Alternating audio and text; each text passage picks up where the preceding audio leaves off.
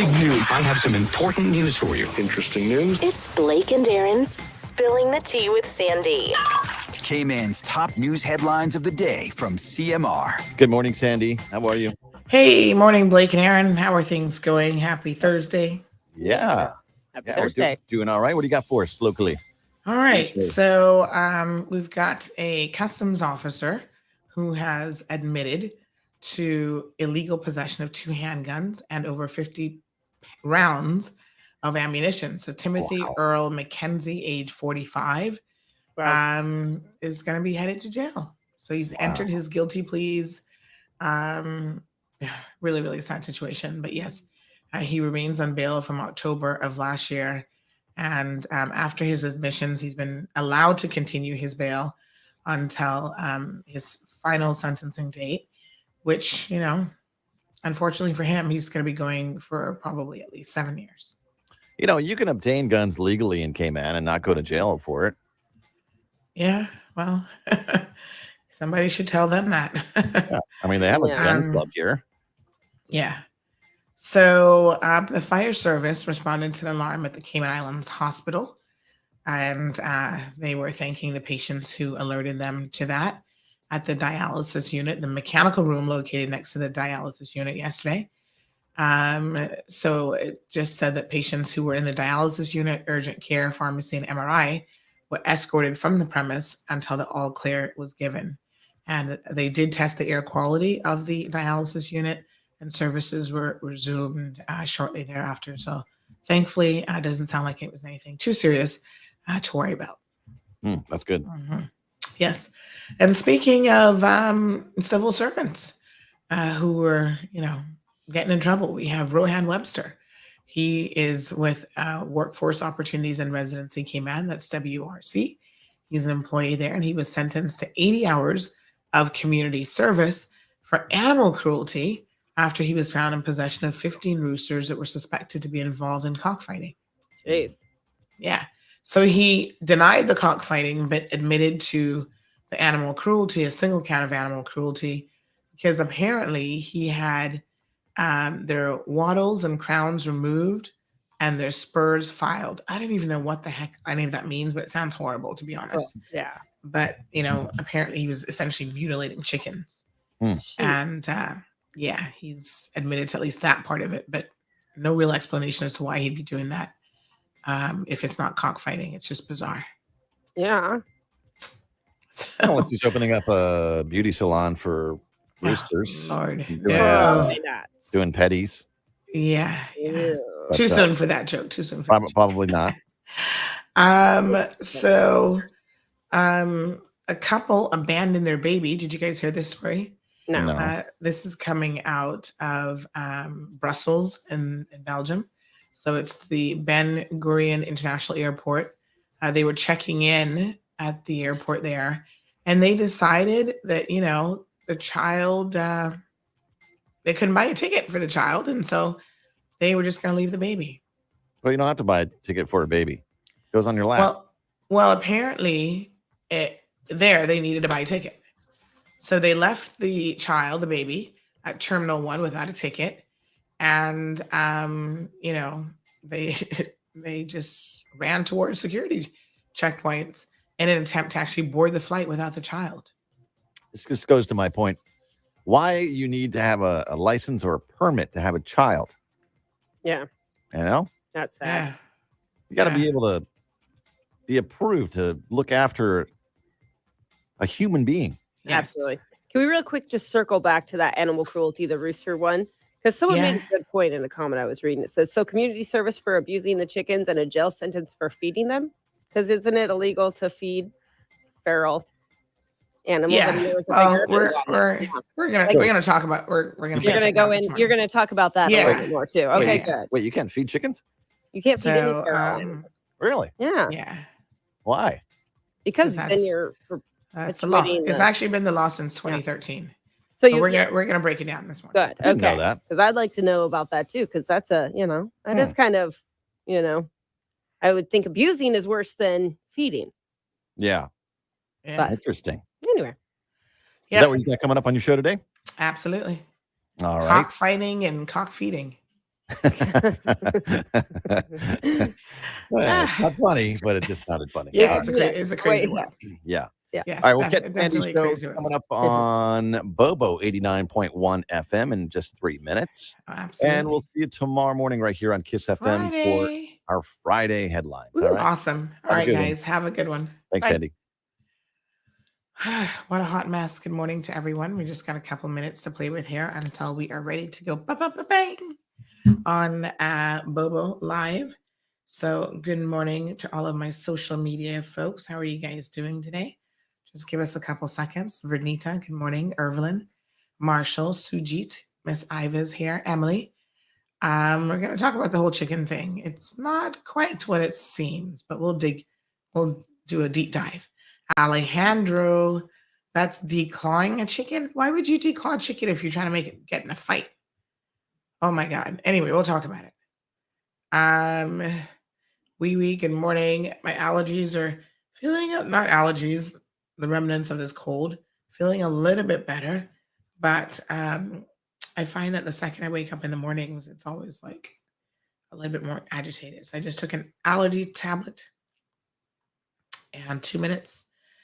And took an allergy tablet, and then we are going to get into it.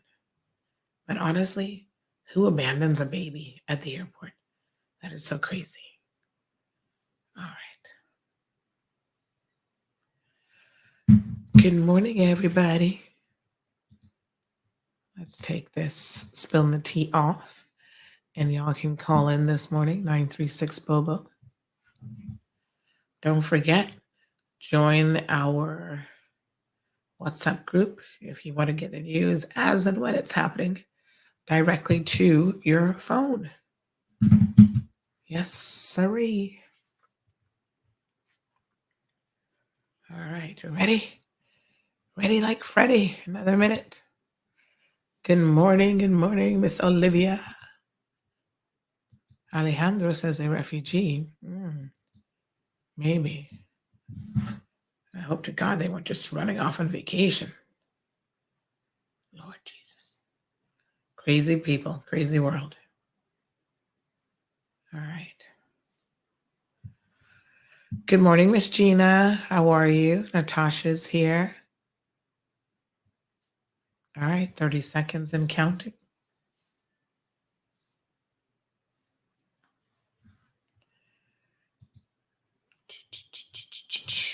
And 15 seconds. Here we go.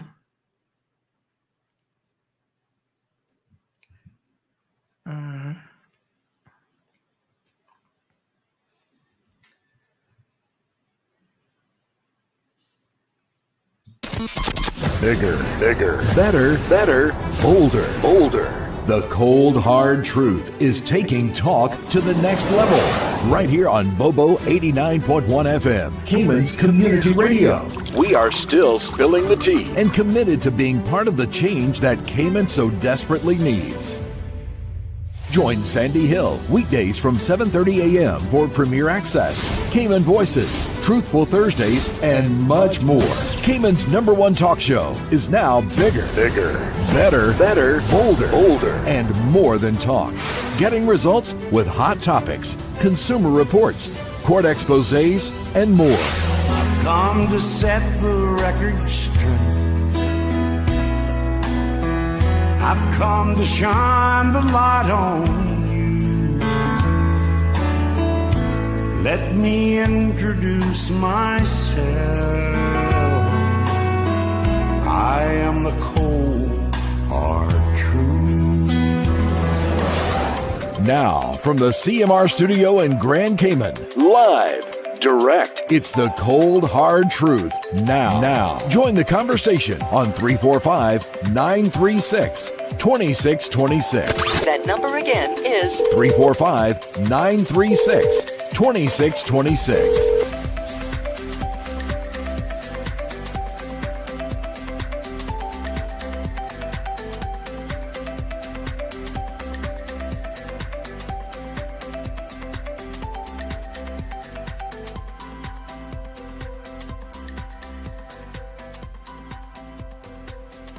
All right. Good morning, everyone. How are you guys doing?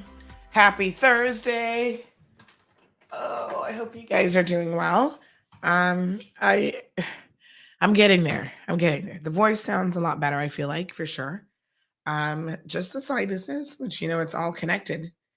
It's all one thing, really. Your sinuses impact your voice. So yes, honey chill. We are slowly but surely getting there. So how's everybody doing today? Everybody's good? All right. I'm just moisturizing my face and then I'm going to turn my camera on. Uh, you guys know me and my vitamin E capsules. I don't do them every day, but I try to do it when I can remember actually. Because I actually have very dry skin. So moisturizing is important, folks. You gotta take care of your skin, regardless of what your complexion issues are. Yes. All right. Uh-huh. Okay. Let's see what we're looking like on camera this morning. Ah, look at that. Nice and moisturized. Uh-huh. Hmm. There we go. Looking good. No wrinkles to speak of yet. We all get them. I think getting wrinkles is a privilege if you live that long. It's a sign of you've made it to a certain point in life, or you've not taken care of your skin, which is not good. And you get wrinkles by the time you're 35. Um, Speaking of skincare, one of the worst things you can do is go out in the sun. You get that leathery look. But there are people who love the sun. They're like sun worshipers. And I've come across a few of those in my day. When I was in university, Florida, we had a lot of people who were very, very into, let me grab a wet wipe this morning. They were really into sunbathing. So kids from like Jersey, New York, their parents would send them off to University to Florida, first time being away from home. And they were like, oh my gosh, this is the best life ever. I think I told you guys I used to be a resident assistant in a private dorm. So we got like the rich kids, the kids who could afford to live off campus, but their parents didn't want them to quite live in like their own apartment. So there's like a private dorm right across the street from the university back in the day. And so it was called Fontana Hall, and they would send them there. And boy, I tell you what, so we had like a pool, like it was the posh version of campus life, gym and everything. The cafeteria was pretty nice.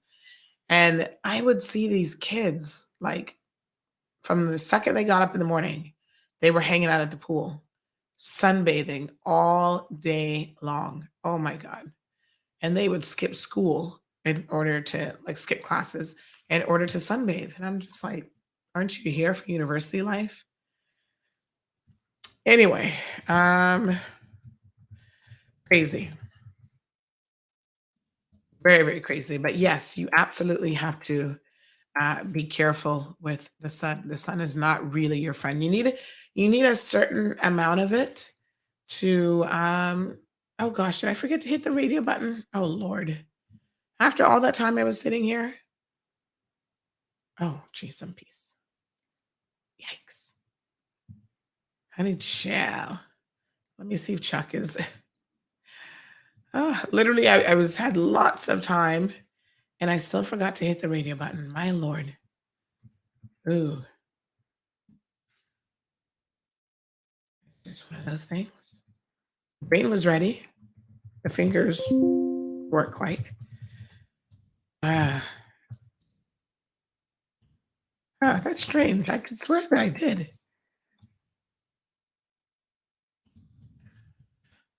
Okay. I'll keep an eye on it because there's only two possibilities.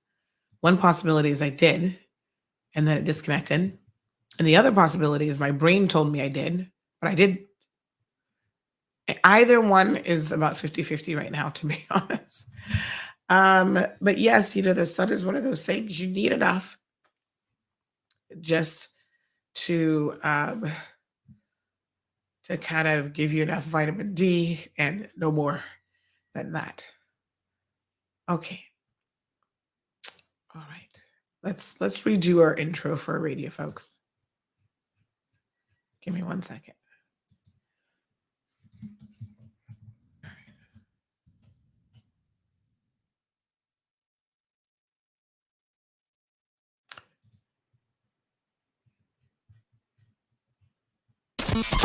Bigger, better, bolder. The cold, hard truth is taking talk to the next level.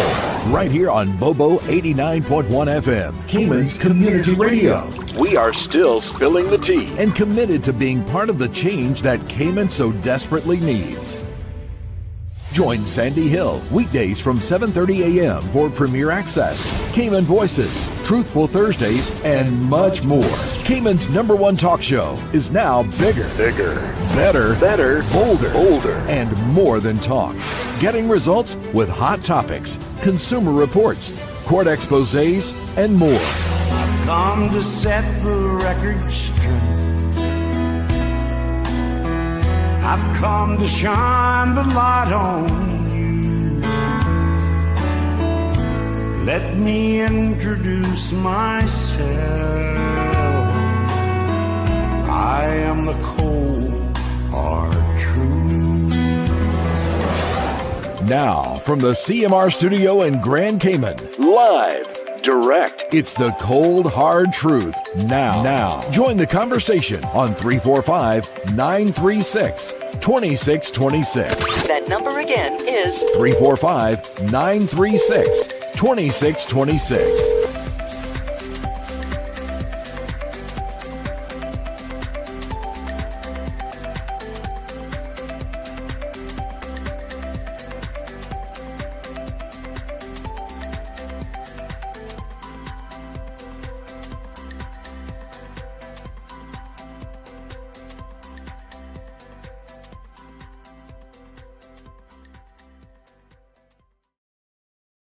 All right, folks. Welcome to the Cold Hard Truth.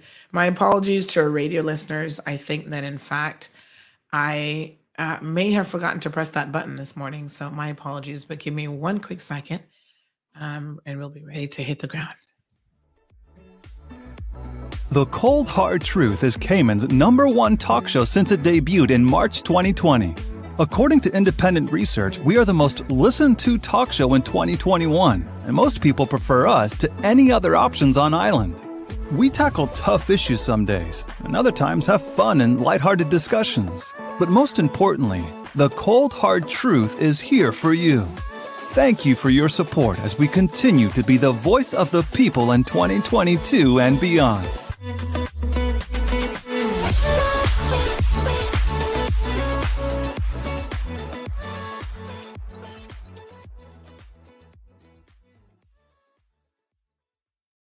I hope you guys are doing well. Thank you so much for tuning into the program. And my apologies about that. I think my brain might have literally just forgotten to press that button, although we had lots of time, as you saw this morning. We were in the studio early. And so, yes. All right.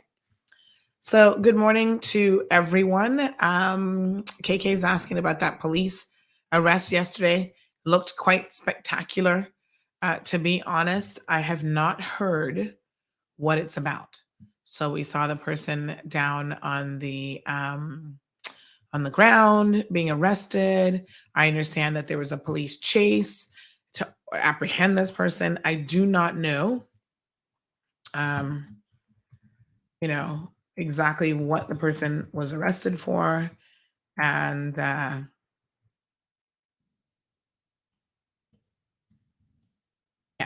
so I don't know what the person was arrested for, but yes, I guess we'll hear a bit more about that later on. So we'll keep an eye out. It had traffic backed up.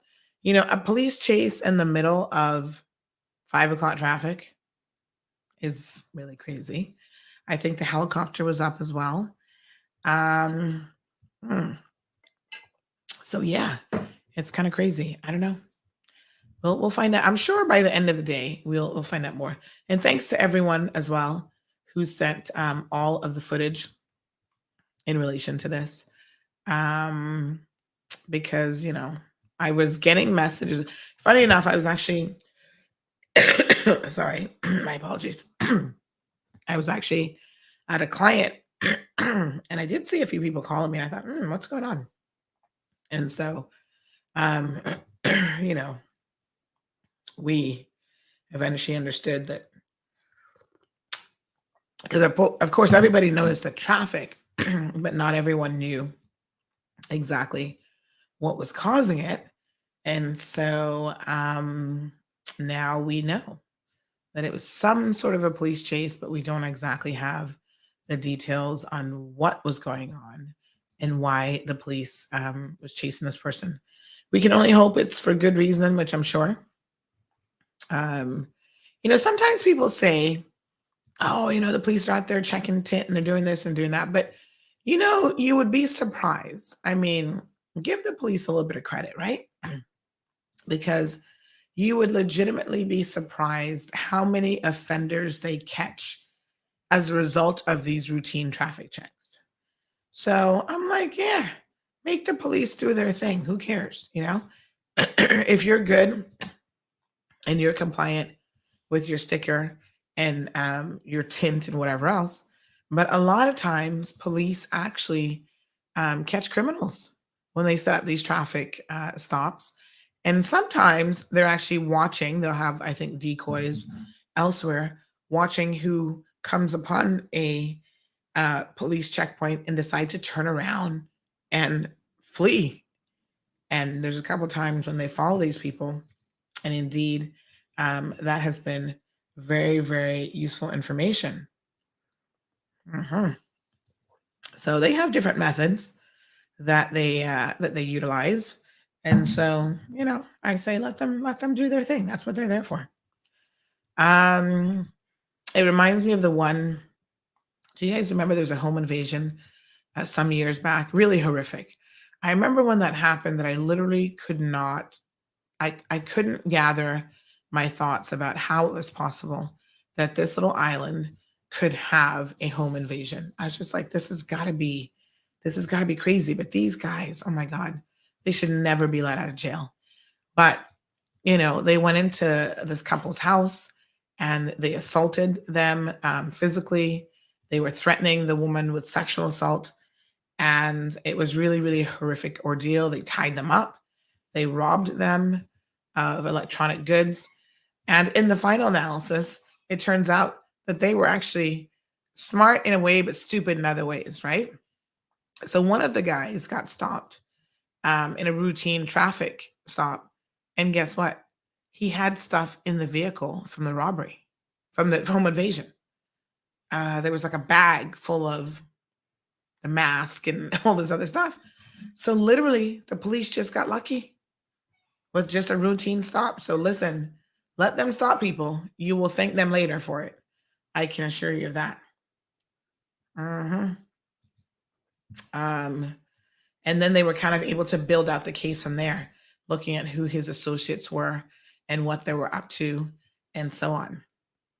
So the other really, really super interesting thing about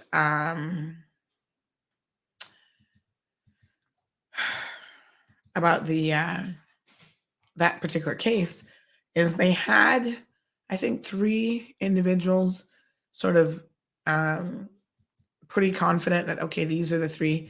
But there was a 4th guy that took them a while to identify. They knew, it's like they knew that it was a 4th guy, but he was a little bit smarter than the others. And so he had used like a burner phone. And, it took him a minute to figure out who that phone actually belonged to, because a lot of these criminals, what they will now do, and this is something that maybe the telecom companies should be very cognizant of, is they'll get all these burner phones. And if someone comes up to you and they're like, listen, I need you to put a phone in your name for me, don't do it. Because you're likely, just like the car rental situation, you are likely doing it on behalf of a criminal. And, one day the police are going to be calling you about, why is it that this phone that was pinged at a particular location has your name linked to it? So anyway, he had a burner phone. And so they had actually convicted all the other guys first. And it took them a while working with, I think, a state witness for them to be able to then come forward and, you know, just come forward and actually capture him. It turns out it was our little friend there, Connor from East End. What's his first name again? There's several brothers, and I must admit, there's Sheen. Is there Sheen and a Sean? This would have been Sheen Connor. And so it took them a while to piece together that he was actually the mastermind behind this home invasion. Yes, indeed. So, pretty scary stuff. But thank God for technology, because they're undoing a lot of times is that they are actually, in fact, utilizing technology to communicate with each other because they're not physically in the same space. So long gone are the days where the mafia would like meet in person. The criminals are like, meet me at the pasta deli.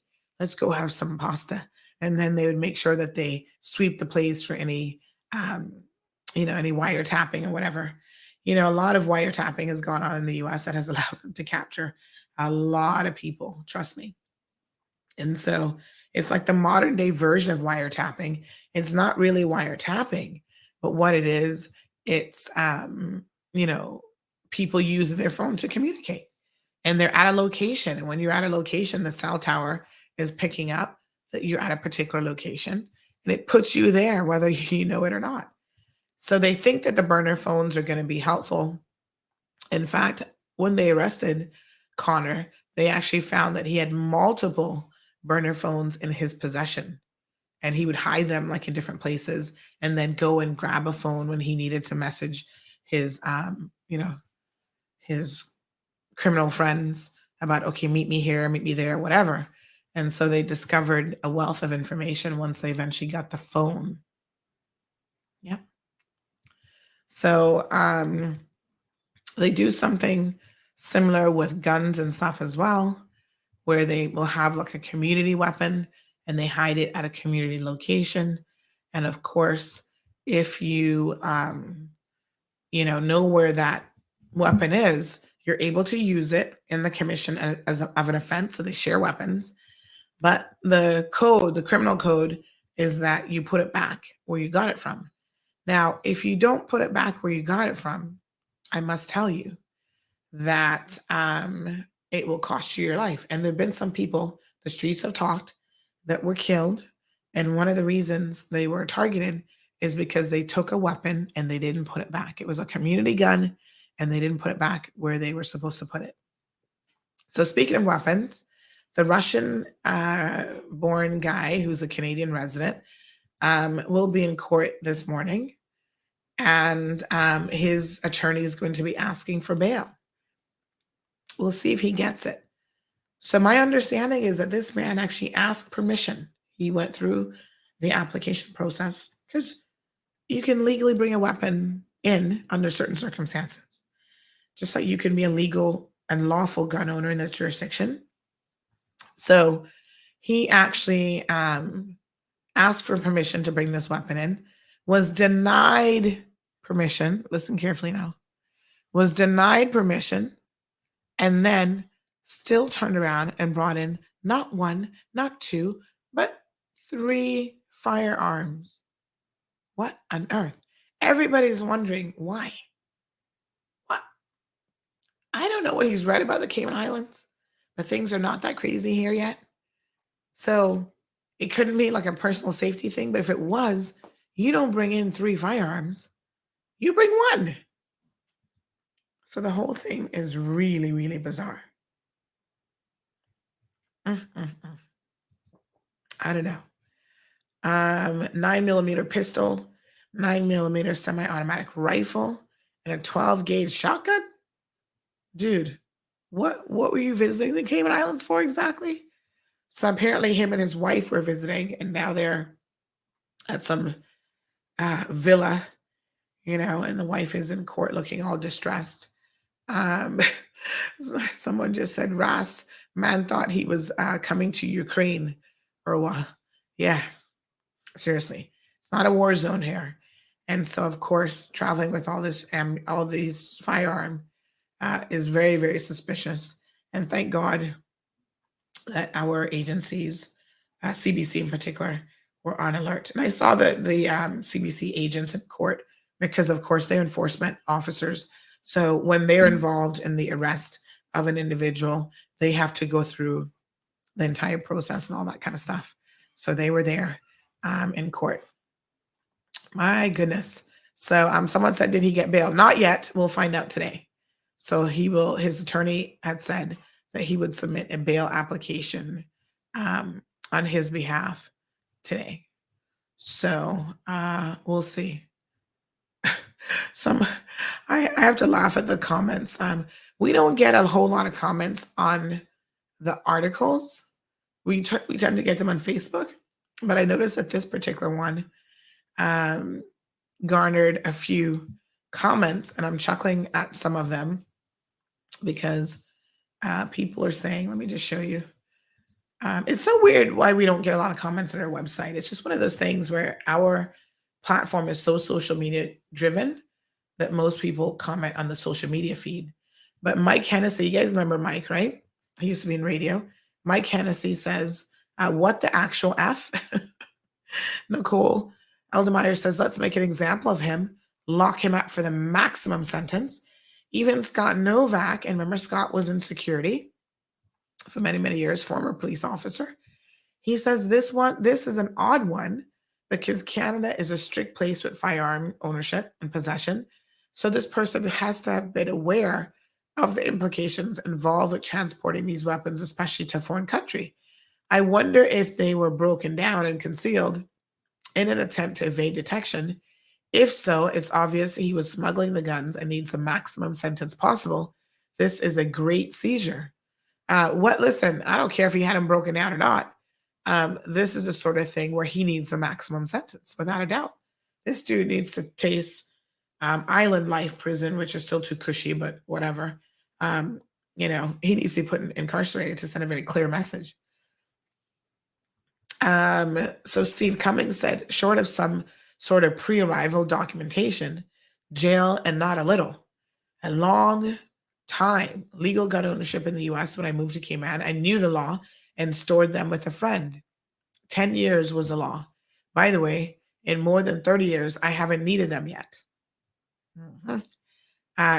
Colleen says, lock him down and throw away the keys. My goodness. Unbelievable. So yes, he's in court today. I'm going to try to end the show on time so I can get there. I might even end it a little bit early. I don't know if Kevin is able to pop in for me today, but I'm going to see if I can get over there as quickly as possible, because I'm curious. I want to hear the what his lawyer James Stennings has to say about this case, because honey chill, this is a hot mess, without a doubt. Yeah. So I'll definitely keep you guys updated, but no bail yet. He's expected to make his bail application today. All right. And speaking of guns, one of our own, Caymanian, Lord Jesus, please take the bus, take the wheel, take the tires, take everything, because it is absolutely shocking that our own people are dabbling in, illegal firearms. And as Blake said this morning, folks, if you think you need a firearm, there is a way for you to become a legal firearm holder. There's a process. And so, yes, you do have to go through that process and you've got to apply. But, you really should follow the law, basically, is what it is. So we've got Timothy McKenzie. Lord Jesus, what on earth is this all about now?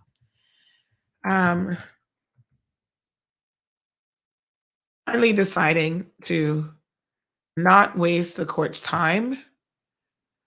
And he has now pled guilty. CBC officer Timothy McKenzie faces gun. He was arrested in August faces gun and drug charges. Wow. 45 years old.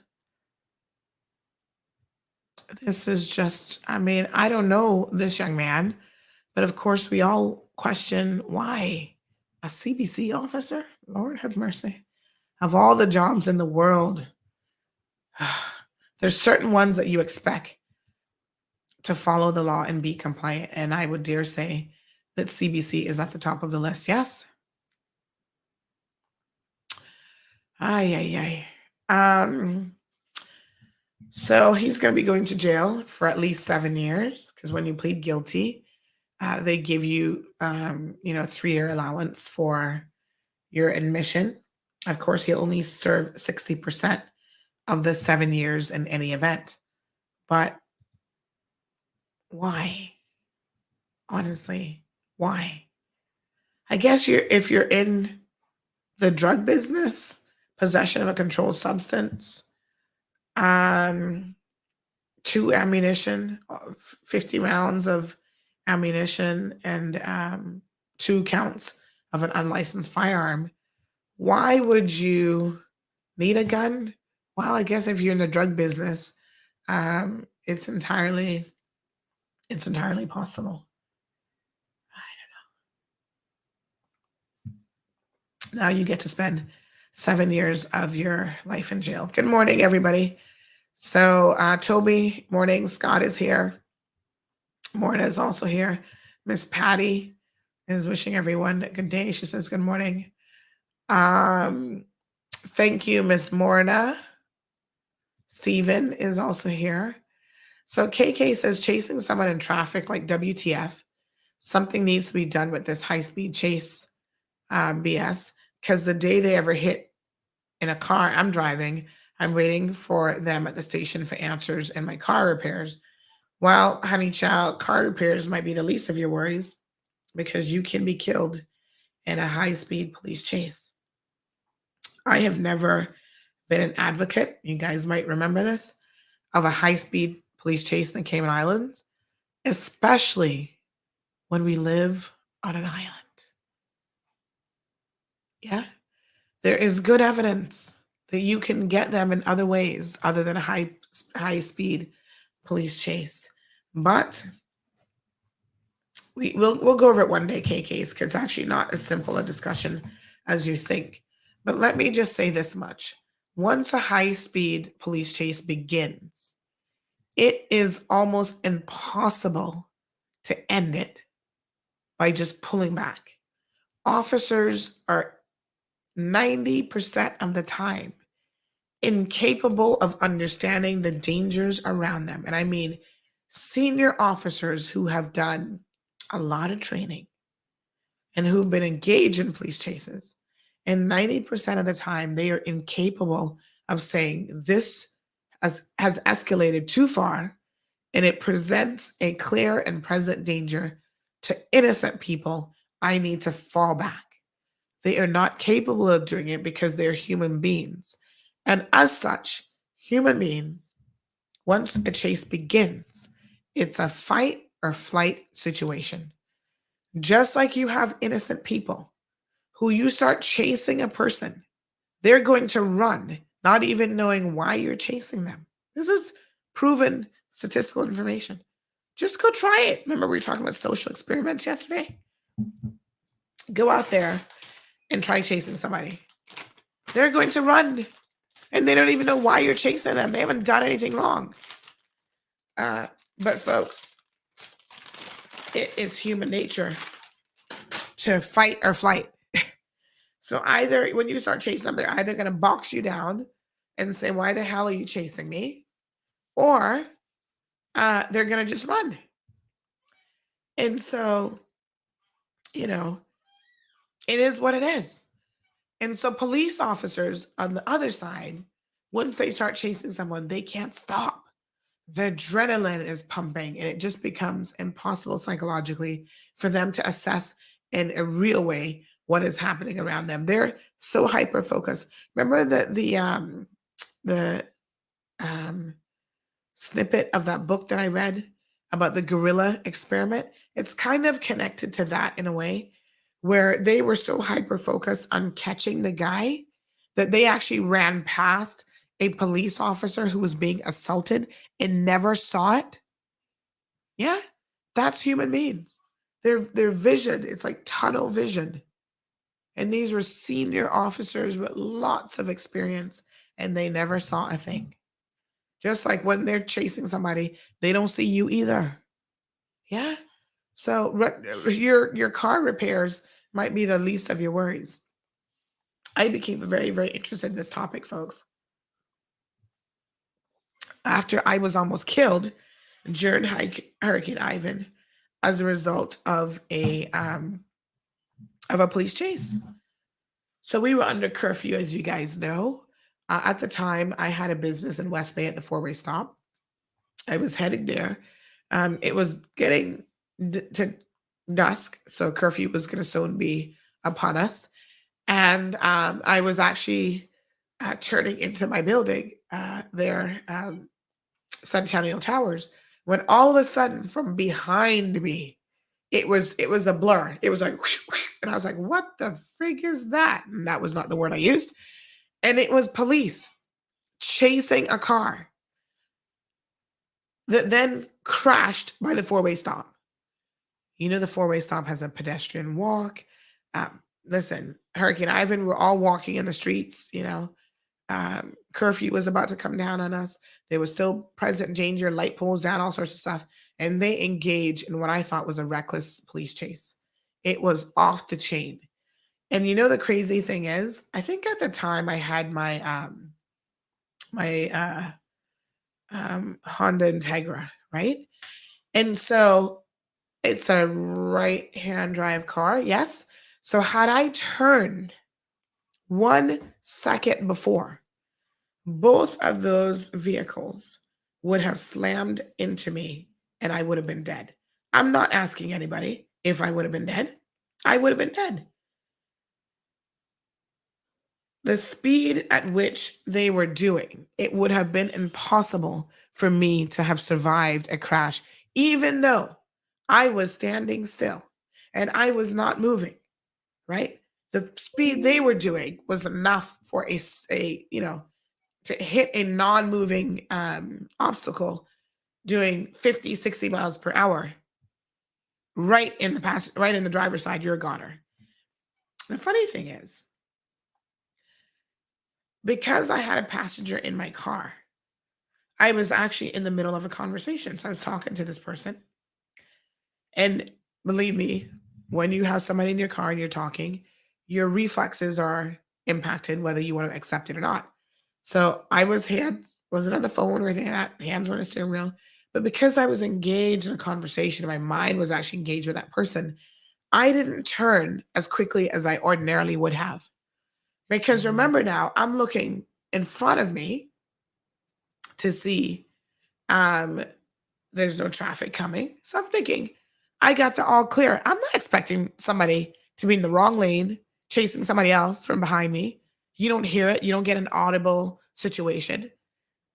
It was just off the chain. So I was like, hold on a second now. Wait. You almost killed me. You almost killed pedestrians on the crosswalk at the four-way to West Bay. I need some answers.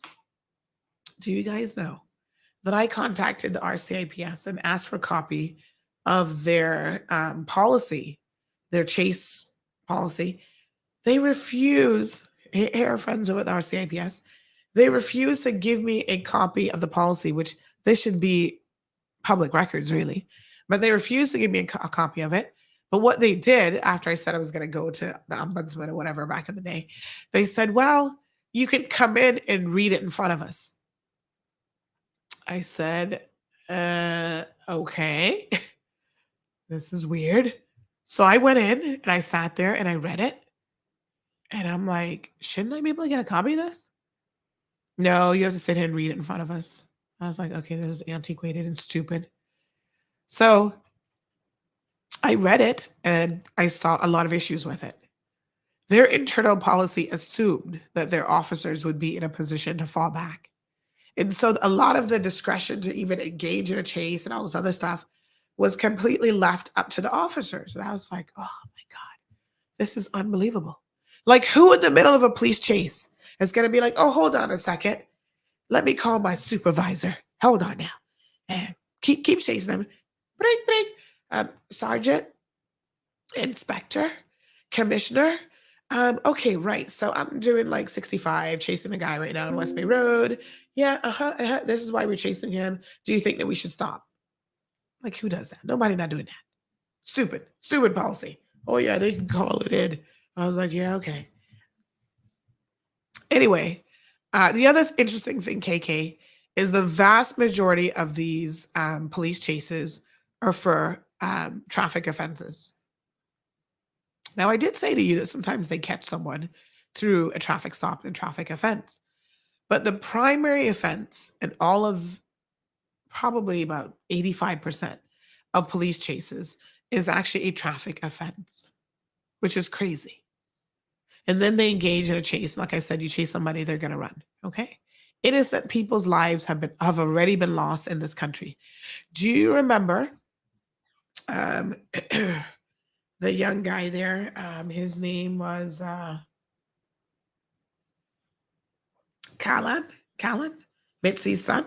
He went to jail after being involved in a fatal accident. And was it one or two people that were killed? I think for sure one, maybe two. Right? Police chase. Right there in West Bay Road. That, I'm trying to remember if it was the family of the guy who got killed or another guy who got seriously injured. But one of them sued the RCIPS and actually won their case. So the RCIPS really should have different methods of deployment when it comes to apprehending someone, especially in high-risk situations. 5 o'clock traffic is not the time to engage somebody in a police chase. You see someone, you can follow them at a safe distance. You can deploy. Now we got 2 helicopters. We can deploy the police helicopters. We can use strips. There's actually technology. We talk about how much money this country has and we're willing to spend on crime fighting.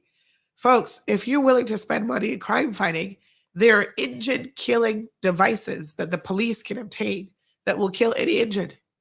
You know what I'm saying? There are things that they can do outside of a police chase in 5 o'clock traffic. So, child, do not even get me started. Perla's asking about if I rested my voice box. It's actually not my voice that really is the problem. It's my sinuses, believe it or not. All right, let me take a break and I'm going to deal with this. Salvin says, Sandy dead. You're a cat. You got 9 lives. Loves. You may have lost one, but not dead. Oh, God. Listen, I literally saw my life flash before my eyes. That was one of those pivotal moments. I was like, OMG. All right, folks, give me a second.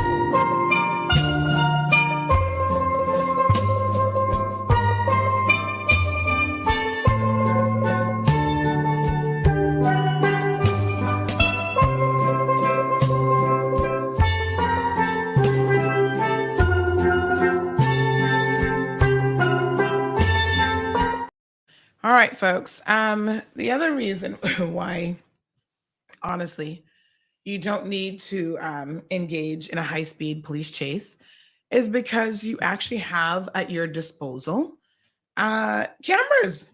What's the point of all these $1 million cameras if we can't rely upon them, right? Ah, good grief. Anyway, it's a whole other discussion, believe me, that I was not intending to get into this morning, but it's a real concern. Hey, El Ray, adrenaline and tunnel vision, he says, yes, and it's a real thing, folks. I mean, I really did quite a bit of research on this area because, as with most things, I want to try to be speaking from an informed position. I may have my own opinion and my own gut feeling about something, but you know what? My opinion and my gut feeling doesn't mean a damn thing if it's not based on facts. I'm just saying. That's why I say we're all entitled to an opinion, but it does not mean that our opinion holds any water. Mm-hmm. Good morning, caller. Welcome to the program. Good morning, Sandy. Good morning. Yes, sir. All right. Couple of things. Number one, I'm not sure if you were here on the island when it happened. When the gentleman, he was up at a racetrack up in East End, and I guess he had brandished a firearm. This was a motorbike rider, right? Right, and he crashed underneath a taxi vehicle and died. Yeah.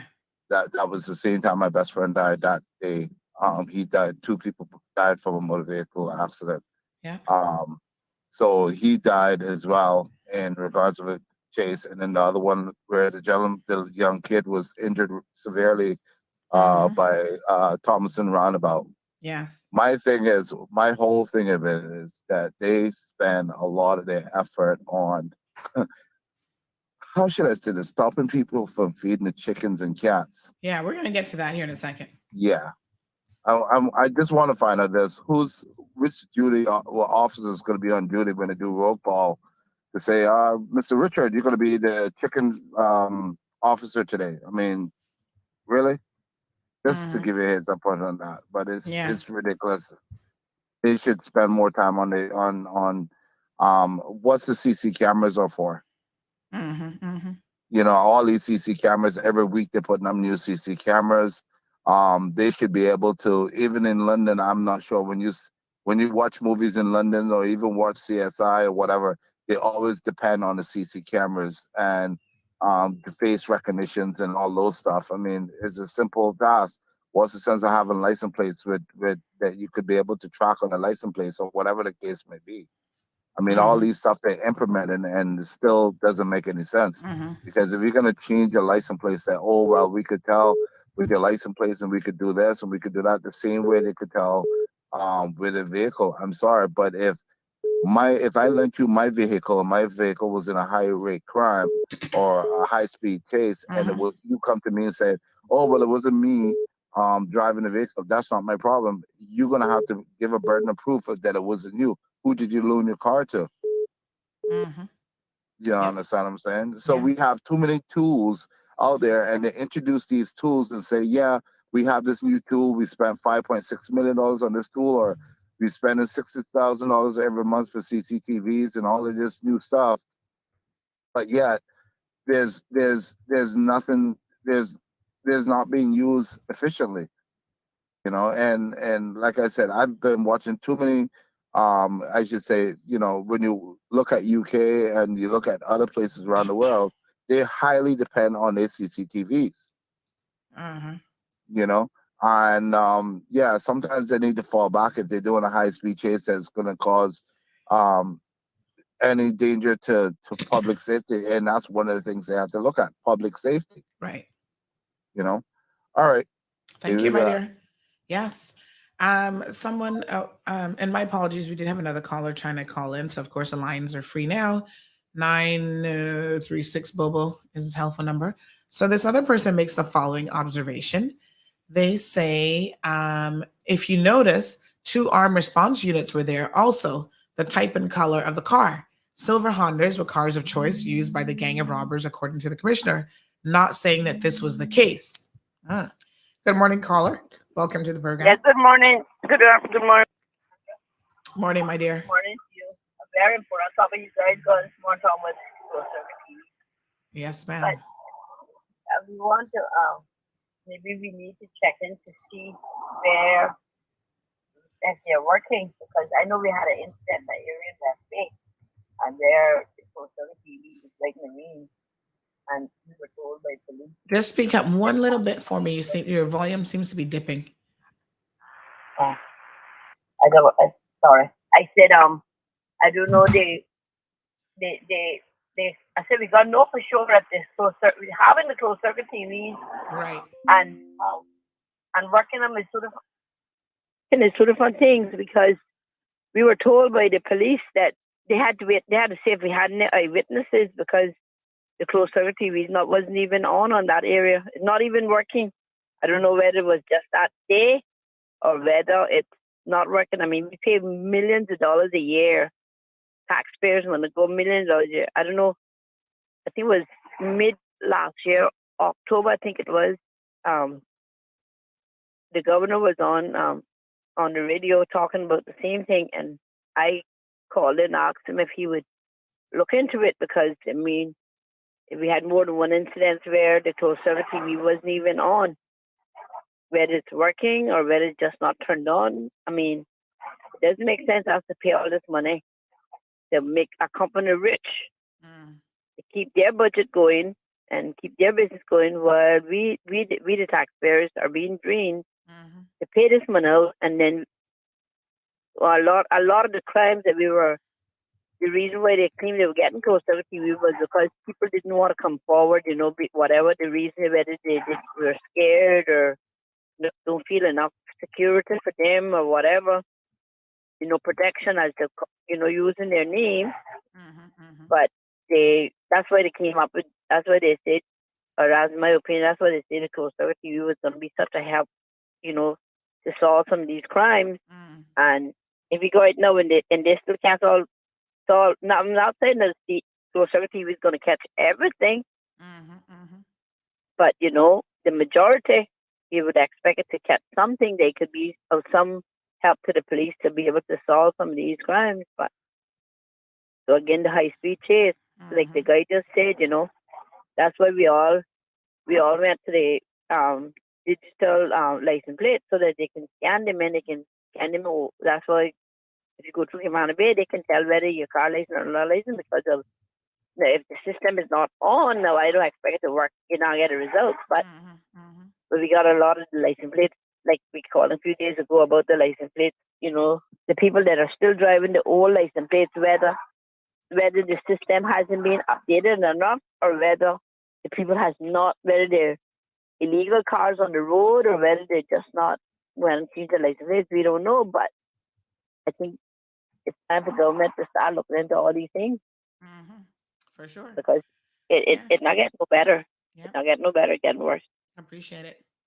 Okay, thank you, Sandra. All right, thanks too. Yeah, we I tell you what, we without a doubt we spent a lot of money on CCTV footage, and all I can tell you is not CCTV footage, CCTV cameras. My apologies.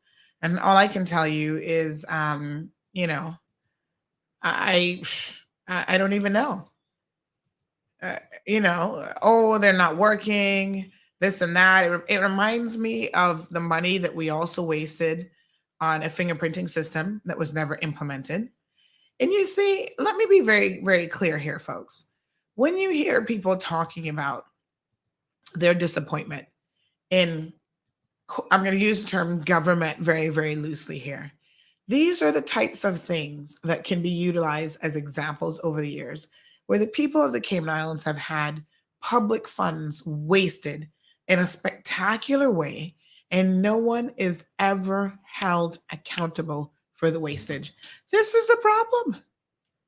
And the issue, right, lies more with the civil service arm than anybody else. This isn't the politicians. The politicians are not sitting down there writing a check to these security companies for a CCTV system. No. The civil service puts out an RFP, which is the procurement process, right? There's a law that governs how that process is supposed to work. They decide who is supposed to then, based on their level or expertise. It's not just pricing. There's different things that could go into it. Pricing might be a component. Pricing might only make up 20% of the decision process of whether or not to go with provider A, B, or C, right? When you're dealing with certain things like CCTV cameras, sort of the bigger concern should be this person's experience and deployment of having done this successfully before. You should have a track record. I'm just saying, right? And when you give contracts to people who don't have the requisite experience, sometimes they claim that, oh, they're going to bring in experts. This is what they say. We're going to bring in an expert to oversee this project. But, we have the resources to do that. Multi-million-dollar projects. And yet, cameras get installed. And, oh, yeah, well, they're really not working after all. The other thing is the cameras got installed and we didn't have the regulations or the legislation to even use the footage. Y'all remember that? You put the cart before the horse. It don't make no sense. What old people used to say. That is the height of jackassery, to be quite frank and honest. It makes zero sense. We ordered a custom scanning system. These are all security-related things, right? And then they build and upgrade the facility there on Portland Road. The scanner that we purchased for over $1 million doesn't even fit. Now, I'm no expert in construction, honey child. That's why I would go and get somebody to build my house for me. I wouldn't do it myself. But it would seem to me that if you're going to build a structure, right, that is going to house another structure, a scanner, you would at least make sure you know the dimensions of the damn scanner before you go and construct the building, the housing unit, so that you know it's actually going to fit. And guess what? That scanning unit sat outside on Portland Road forever until it rusted, and it was a waste of money. I don't know how much money we paid for that, but it was a good penny. And that was a complete waste of money. Never used, couldn't be used. Right? Fingerprinting system. What was the latest with that one? I can't even remember, honey child. But to say that we have over the years wasted a lot of money and not really gotten any results would be a true statement. So come on now. If the technology is there, right? Why is it that we are not utilizing the technology, especially when we're actually purchasing it? It's like, what the hell? Lord Jesus. Anyway.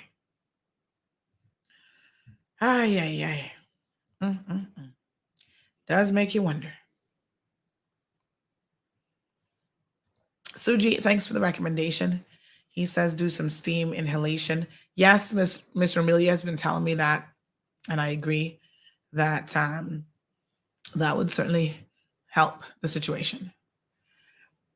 And Paul says the same thing. Morning, CMR. Sandra, them CCTV cameras are probably not working. Well, I know they were supposedly in the process of replacing them.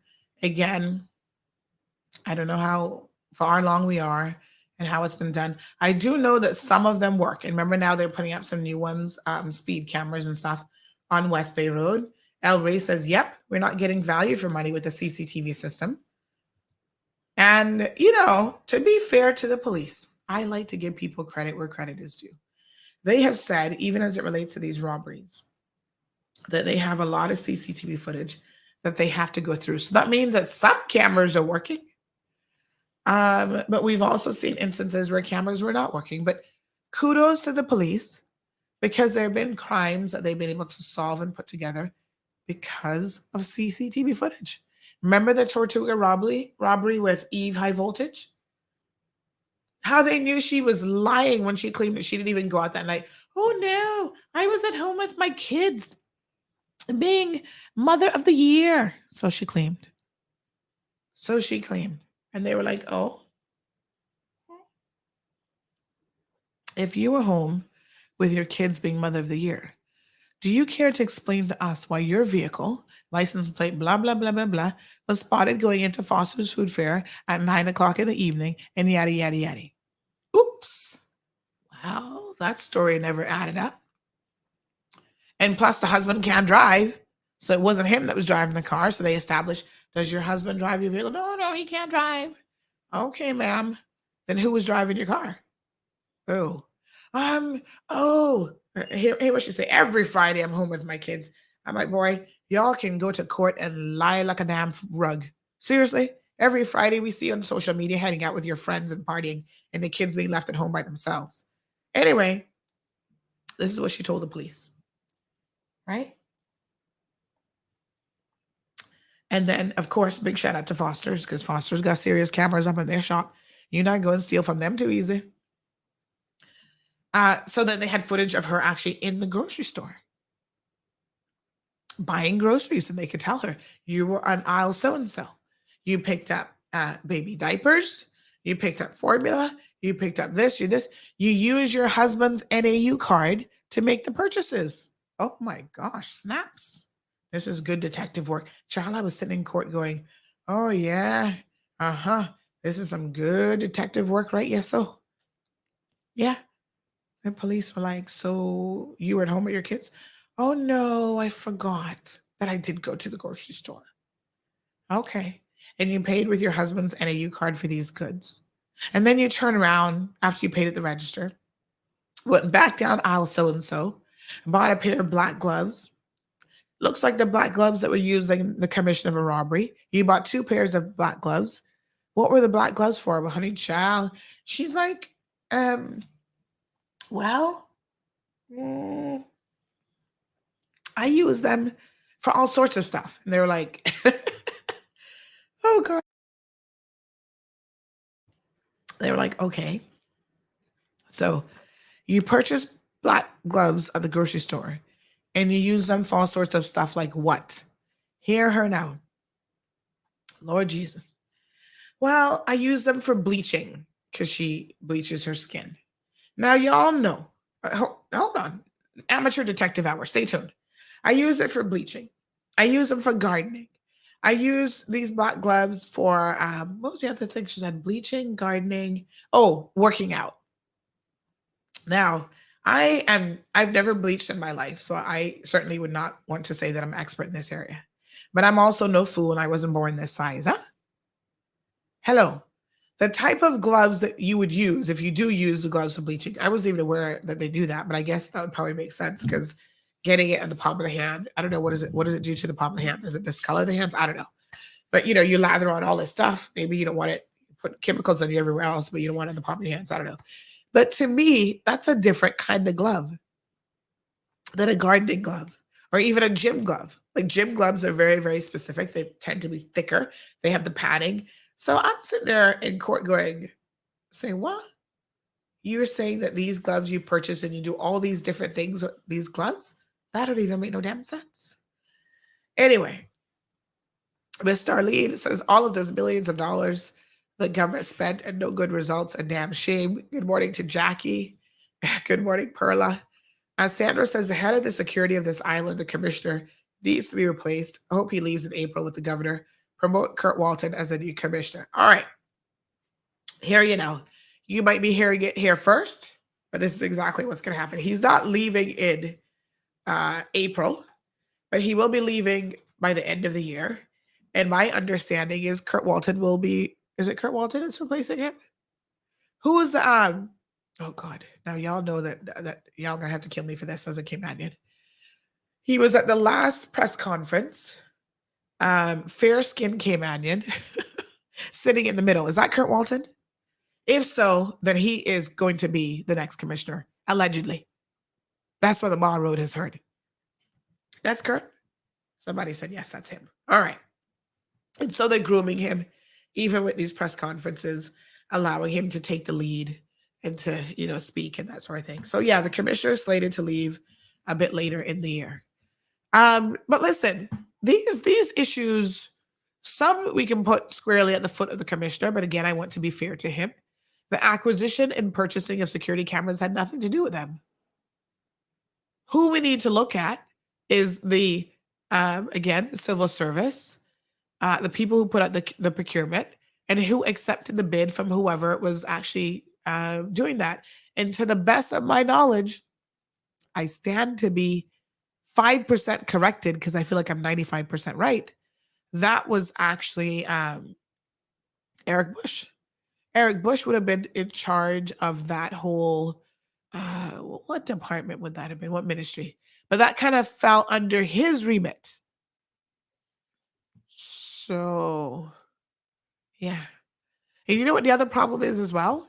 Is when you have civil servants making decisions about who to give certain contracts to and whatever, and they themselves don't have the requisite knowledge. Because you can put together a procurement package that looks really professional, looks really nice, and you still don't know what the heck you're doing. That's entirely possible. So it looks good on paper. And so the civil servants who then analyze those submissions need to be very, very careful. I say it all the time, even in the space of media. I'll give you all an example right after this commercial break because I need to sound better than this when I tell you this one. All right. Let me see here now. Right. Renewables are very important to CUC. The environment's going to benefit, the customers are going to benefit. It is the future. It's not a matter of if it's coming, it's when. We can't stop. We do need the change. Really, really excited to talk about how we're going to get a lot of renewable energy on the grid. We have been working on bringing renewable energy to Grand Cayman for many years now and produced our integrated resource plan back in 2016. Looking at how we can most effectively not only get renewable energy but reduce the CO2 impact of CUC's operations. You hear the comments or the misnomers that CUC is married to diesel, and quite frankly, that there couldn't be anything that's further from the truth. We know that renewable energy is the right thing to do. There's a lot of value by using renewable energy, battery energy storage within your integrated grid. A lot of time has to be put together to do your research, understand what it is that you're wanting to put out there. CUC has the ability to lead that transition, right? And be the first for not only Cayman, but the region. It's going to be so worth it. It's what I come to work for every single day. To know what we're working on is going to set the country up for success. It's going to be a foundational element of the economy. Bringing the public along with us is one of the key things to make a success out of it. To make sure that we're doing our part to reach those United Nations Sustainable Development Goals. Our team has been equipped, trained, developed. If we get a go-ahead tomorrow, we start. And I see it in the future, it's not that far away. It could be as little as 5 or 6 years away, where we'll have times of the day where we are 100% renewable.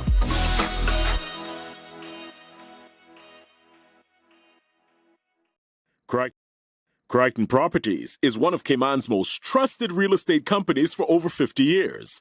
We offer a diverse selection of property listings and help our clients navigate the world of buying or selling their properties with confidence. Crichton is a name you can trust with our excellent customer service and family-friendly touch. Contact us today to list your home, land, or condo for sale by calling 949-5250 or email info@crichtonproperties.com. Crichton Properties, a trusted Cereba member. All right, folks. So, I've completely blown my nose so many times since then. I've completely forgotten what I was actually going to tell you guys.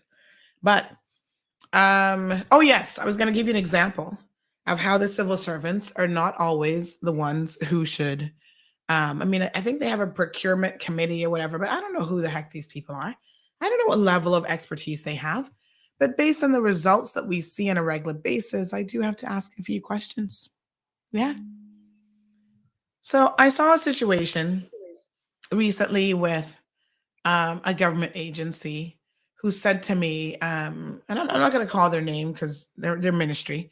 I don't want to embarrass them, but they were doing an event and they called me and said, oh, we have concerns that our event isn't reaching as many people as we need to make it a success, culture, community-based event, whatever. And I said, oh, okay, that's interesting. And I said, well, Where have you been advertising it? Well, the Compass came to us and did this presentation, and we signed up with them. And they spent their entire marketing budget with the Compass. And I was like, okay. And you're calling me at the 11th hour wanting me to do what? Work a miracle? I mean, I know I'm cute and everything, but I don't consider myself a miracle worker. Seriously. And I from a probative perspective, and I want y'all to understand, the Compass is somewhat of a competitor, although I don't really see them that way, but you know what I mean. And I say to them, so when the Compass made this proposal to you, I mean, God only knows what they were selling. What made you decide to go with it? Well, they were saying that they're number one, and they were giving us all this information. I was like, number one in what? Exactly. How, they were just throwing all these numbers out there. And I said, so you understand like SEO, and they were showing you numbers from their website. You understand this stuff. And they were telling you what time frame those numbers would have been from.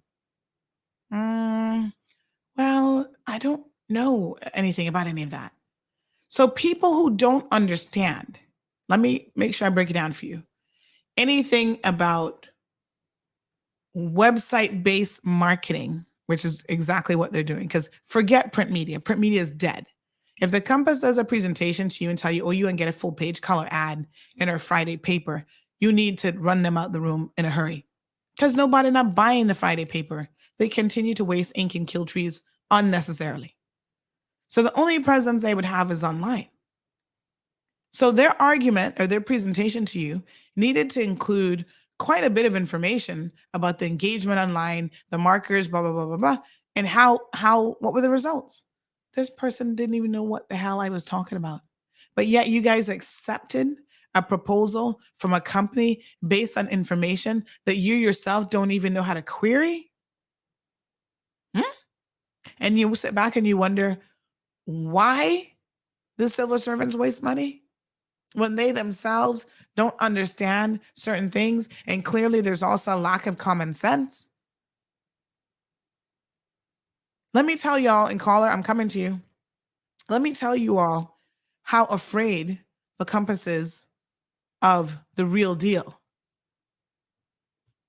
Back in the day, Facebook would allow you to compare yourself to your competitors. You've seen, we put it up here before.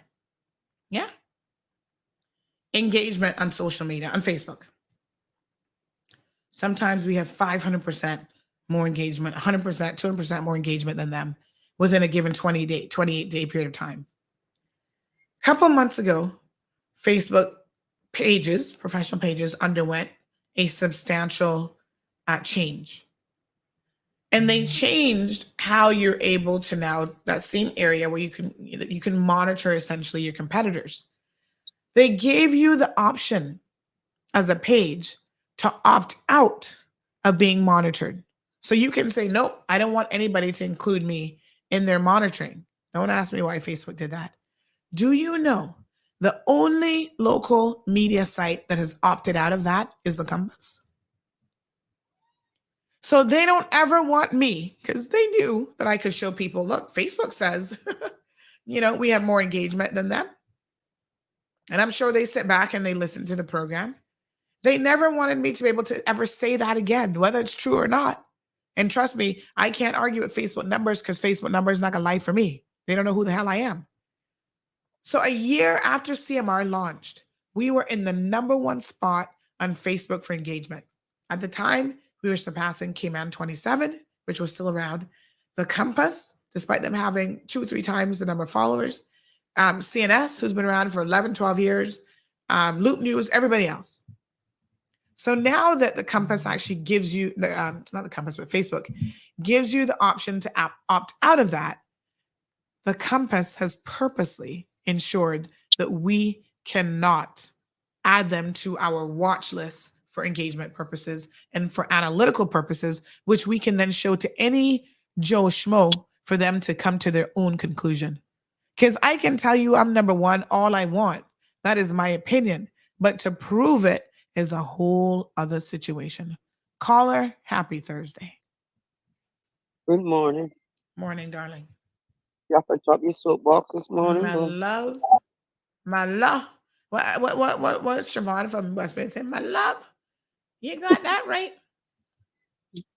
But talking about spending government and all this hardware that we bought, Yes, my well, darling. security at the borders, Mm. etc., etc.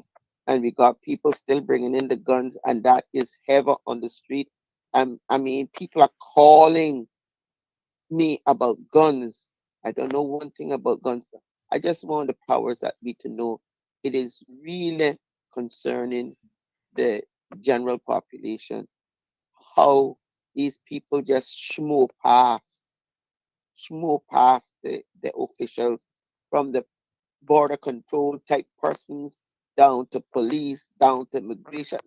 It come in like the governor must have even had a little chance to say no and into this thing. And it's like this person or these people, generally speaking, don't give a hoot. And the general public are really, really tired about that. That's one thing.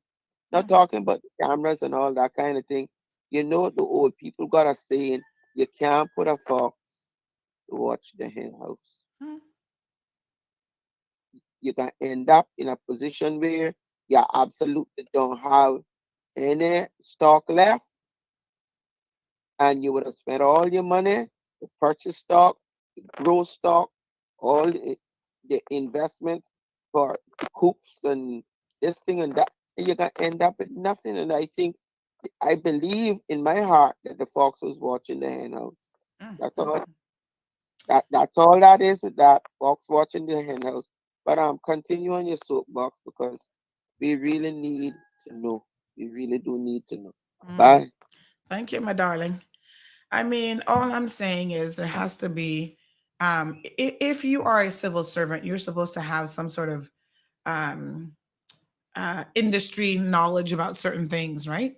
That's why, if you're going to be a chief officer in education, you're supposed to have an education background and degrees and experience. And you know what I'm saying? Nobody shouldn't be able to come in and hoodwink you about something when it comes to education. And if you don't know it, trust me, you should be in a position to find out. Don't just accept things at face value. Good morning to the beautiful Miss Brenda. She says there's two deputy commissioners, Anthony Ennis and Kurt Walton. I believe that Kurt Walton is the one who will actually be replacing the commissioner. So we haven't had a Caymanian commissioner in quite some time. And I'm sure we're all looking forward to it to see if he's going to be up for the job. So we'll see. We're going to give him, I don't know if we're giving him any more of a benefit of doubt because he's Caymanian, but we're going to give him an opportunity because we would like to see Caymanians in these leadership positions. But what is so spectacular about this, and this is why I get very, very disappointed, when we put our own in there, who do you think be screwing up more than us? Full of scandal and all kind of stuff. I could give y'all so many examples of where when we finally get an opportunity to be put in leadership positions, we take advantage of it. And then they have to be firing us and getting rid of us. So it's like we are our own worst enemy. And it's no wonder the UK sitting there going, y'all not ready yet, honey child. Yes, caller, good morning. Yeah, good morning again. I say what you considering here now seems to be that we're gonna give him a honeymoon period. Well, no. He's an officer of senior position. He not getting no honeymoon. That was over 20 years ago. Okay, I just wondered no, honey because child. I would have asked what the honeymoon period might be. When you're in the game for 20 years, there'll be no honeymoon allowed. Sorry for you. Okay. You gotta hit the ground running. Okay, Mr. Good Looking, and congratulations if that's what it's going to be. Well, y'all can say you heard it here at Mall Road first. Uh-huh. Thank you, ma'am. You're welcome. Bye-bye. Magdalene says, who were the owners of the security company asking for a friend? El Rey says, is Eric Bush a shareholder and partner of Security Center? So this has been one of those questions let's be honest here. Y'all know that we're not afraid to talk the talk. That's on the streets. And so El Rey and Magdalene have asked a question that has been on everybody's tip of their tongue for years about how this happened under his watch. And they've been asking, does Eric Bush have ownership in the security center? Is he good friends with the people who do? What's the connection here? So what I can say is this. I have no knowledge and I've never received any information to say that Eric Bush has any direct involvement in the security center, who were the ones who actually at the time won the contract to install the CCTV cameras. However, what I would say is that for probably a variety of different reasons, people have always questioned why they were selected.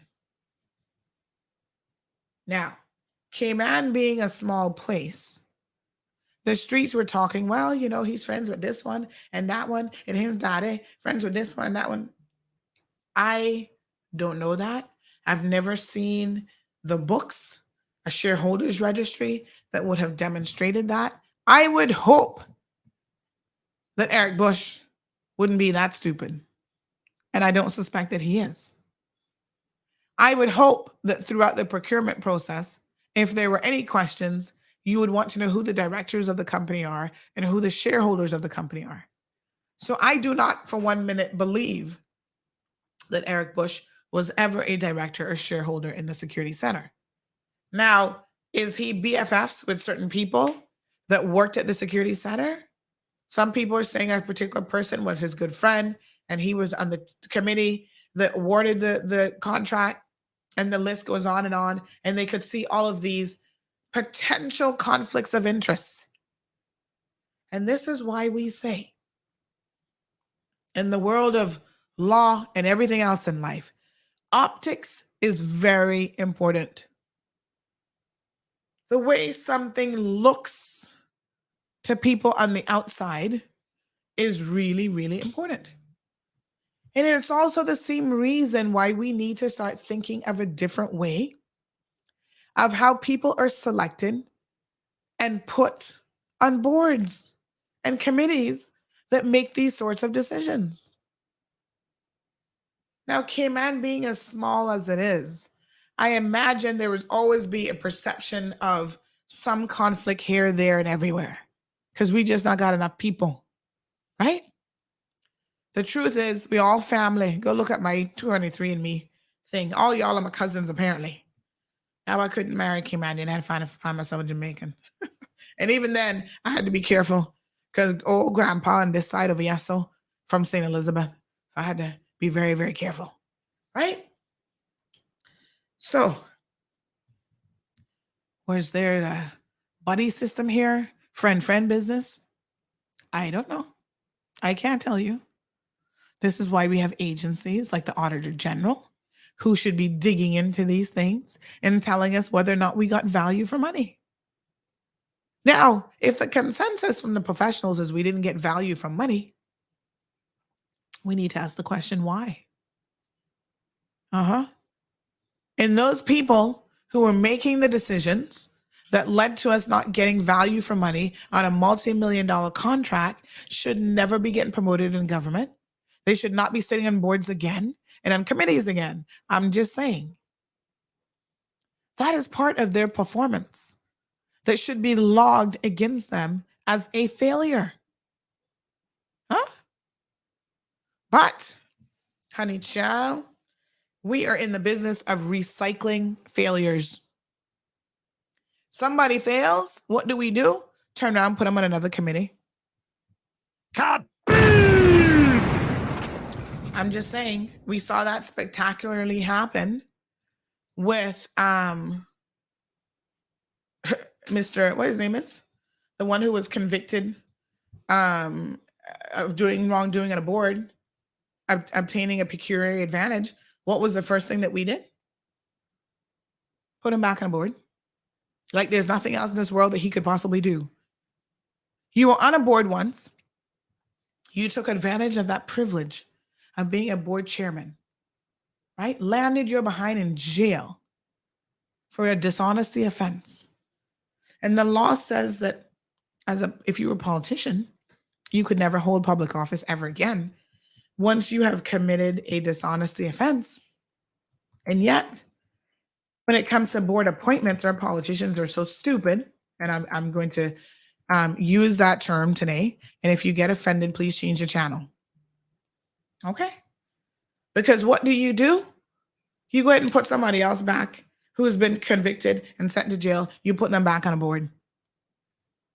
And then when CMR says, wow, that's a pretty low standard. Like, come on, Caymanians. This is why the outside world looks at us like we're a bunch of donkeys, for real. And then y'all up in arms. Oh, well, I don't know why Sandy calling him out for. Everybody deserves a second chance. And blah, blah. I am the queen of second, third, fourth, and fifth chances. I'm just saying, don't put the damn fox in the chicken coop. That's all I'm saying.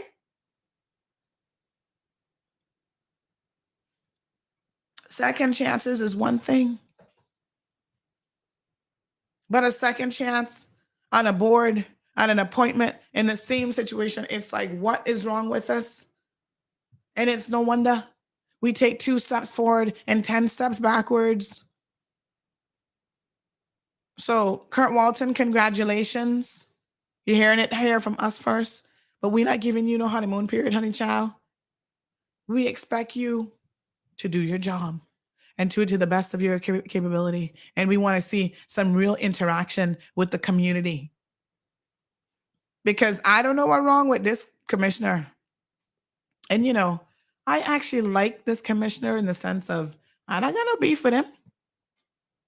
Yeah, I message him. Now he finally responds to my messages since he got rid of that last PR person.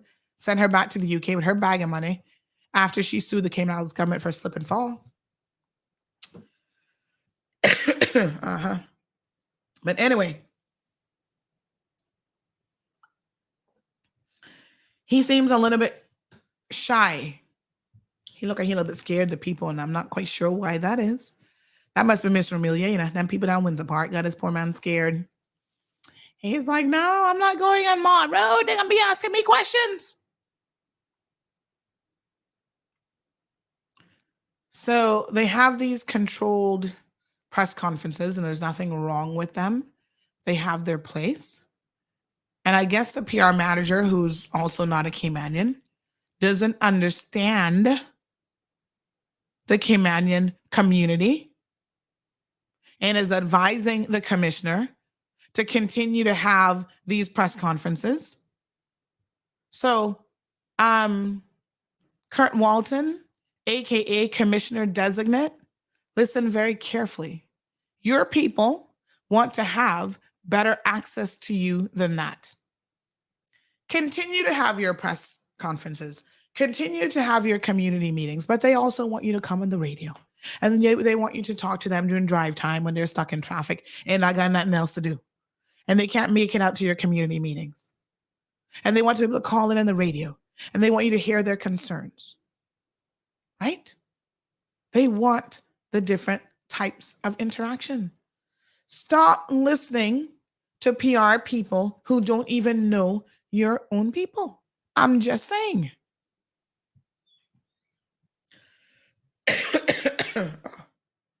I need some water.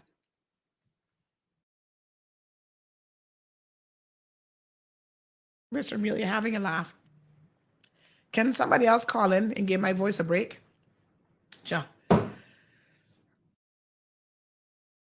Oh, Lord. Woo. Yes, sir. Yes, Mr. Amelia. Take it over, honey child. Take it over. Good morning, honey child. Yes. How are you? I know you blessed and highly favored. Oh, yes, I'm blessed and highly favored and enjoying myself this morning. God is good. He has blessed us with another beautiful day. So I want to give him thanks, praise, honor, and glory. Now, honey child, you touch a topic that really jokes me. The problem is between our governor and our DG who hired this commissioner. I believe in honesty is the best policy. I believe if you are hired to do the job that you are hired for, yes, which I feel is serve, protect, and keep our beautiful islands safe. What part of that that he don't understand, I really don't know. You understand? First of all, yes, ma'am.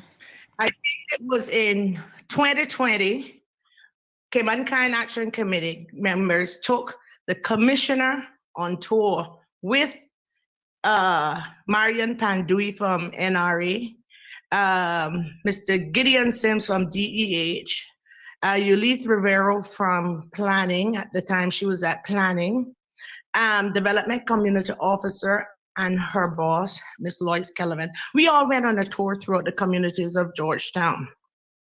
When we reach in Windsor Park, that myself and other people have been complaining about parking issues, Marian Pandui stated, okay, I will request for double yellow lines for this this area, because she see the small, the narrowness of the road.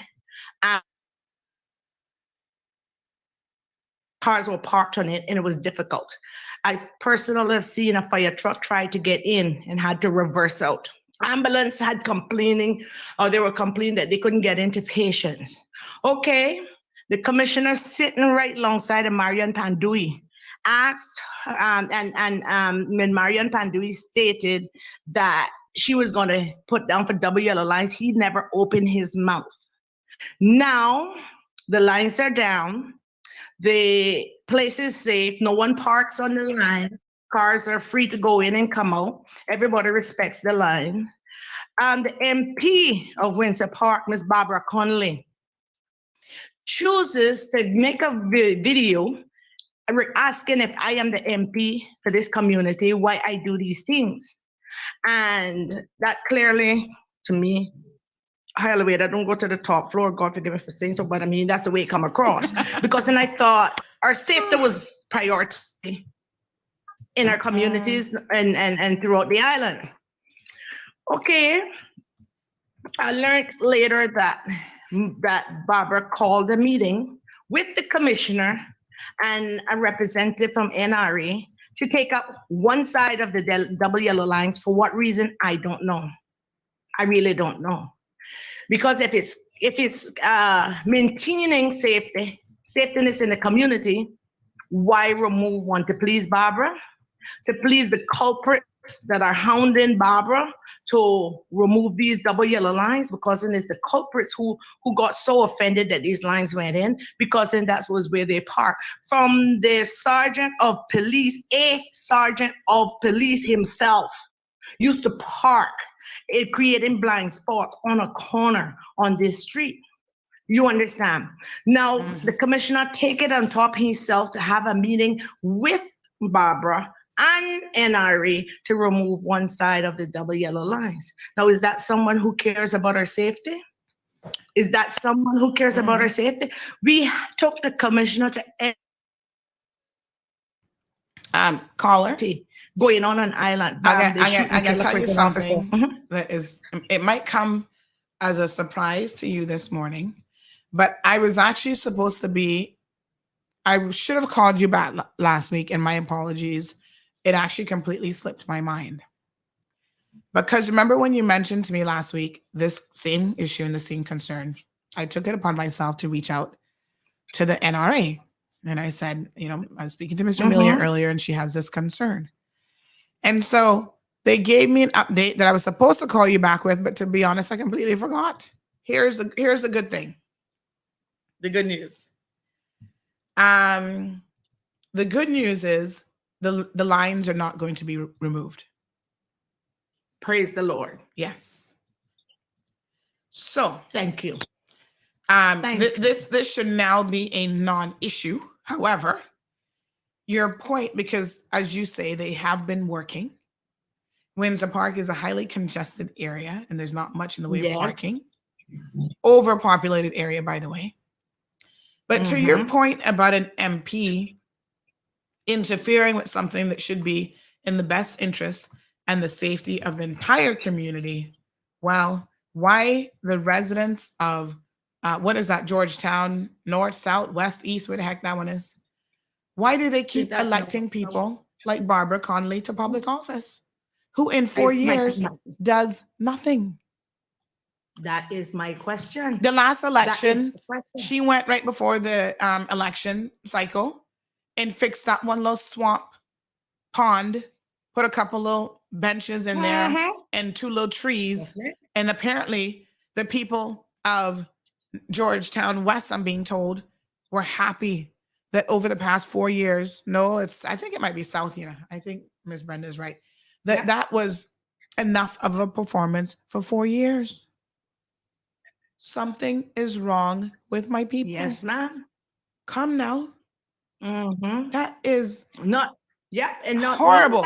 In that meeting, Sandy, in that meeting, listen, the commissioner, we're talking about the performance. Removed a well-qualified offbeat officer that we had who was doing such great work in our community. Yes. You understand? To please this woman. You understand? Oh my gosh, she set up a basketball team with our youngsters. She and her colleagues put together and bought uniforms for the basketball team. From the day the commissioner removed the beat officer, who is Miss Tamara Jackson, out of the Windsor Park community, it has gone to the dogs. These guys, young guys, have resorted to drugs. You understand? And I said, oh my, look at the failure that have happened right there due to the commissioner decision. Due to the commissioner. Hey, he coming from somewhere where, according to Google, that he was withholding evidence. I don't know whether it was so or according to the news, and Google his name, and you will see where he coming from with hiding evidence from a crucial case. No, with all of that background and knowledge, I blame the governor and our DG for hiring such a person who they should know by now. If they had did a background check, they would probably never have hired him. But I guess, again, it's because if he's an Englishman or governor's an Englishman, I don't know. But we need some law and order inside of this island.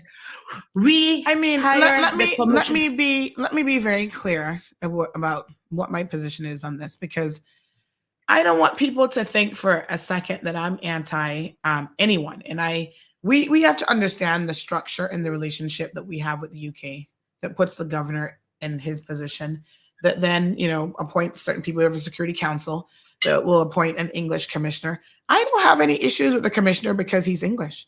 So I don't even want that to really be the conversation. To me, that's not a question. The question is your staff, which ironically, again, head of, your PR department also is not a Caymanian.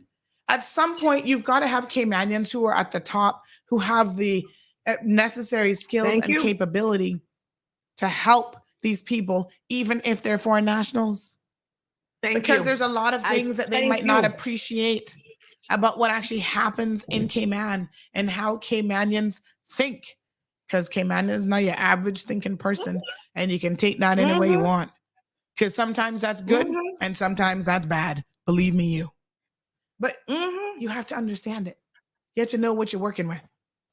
So I don't know how to change. Exactly. Look at the situation. NRA went into some communities, put down no parking signs, put down double yellow lines, and the police crosses with their head straight while people are parked on the double yellow line and there's no parking sign. And they refuse to deal with it. They come up with the issue, or the lines are not gazetted. When I cornered them in a meeting at in Northside and asked NRA TMP board in front of them, they say, yes, the lines are gazetted. And I looked at the officers and I said, these officers are here stating that they refuse to ticket in the board of parking on the double yellow line or parking at the no parking signs because it's gazetted. And here you are saying it's not. I think the police needs to do their job. I think the commissioner needs to enforce his officers to do their job, what they are being paid for. And it's to keep our people safe from harm. Someone can get knocked down and killed from walking around these vehicles into the street. Safety is my concern in our communities. How hard is that to keep our people safe? And when it comes with overpopulated, planning needs to get out and do their jobs. Because you have so many people who are turning their homes into apartment with no parking space, which ends up to lead people to be parking in our streets. All right, my what love. happened if fire truck needs to get in or ambulance Well, needs to the get good in? news is they're not moving it. So that's one victory for Windsor Park. Despite the best for your efforts help, of the Sandy. MP. I really appreciate you and your help. Yes, thank my you. love. No worries. Okay, my darling, you have a blessed day. You too. Someone says, I think there was a committee that recommended Derek Burns, which is true. It's a Security Council, to the governor. If memory serves right, Linford Pearson was a member of that committee, and other Caymanians. By the way, Derek Byrne, the Commissioner of Police, is Irish, not English, and never call an Irish man English. Oops. Yes. I'm sure he's probably insulted that y'all keep calling him an English man when he's not.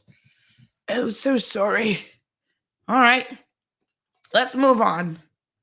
Don't worry. At some point, we'll come back to this issue. None of these issues are ever dead. We just have to move on within a given segment.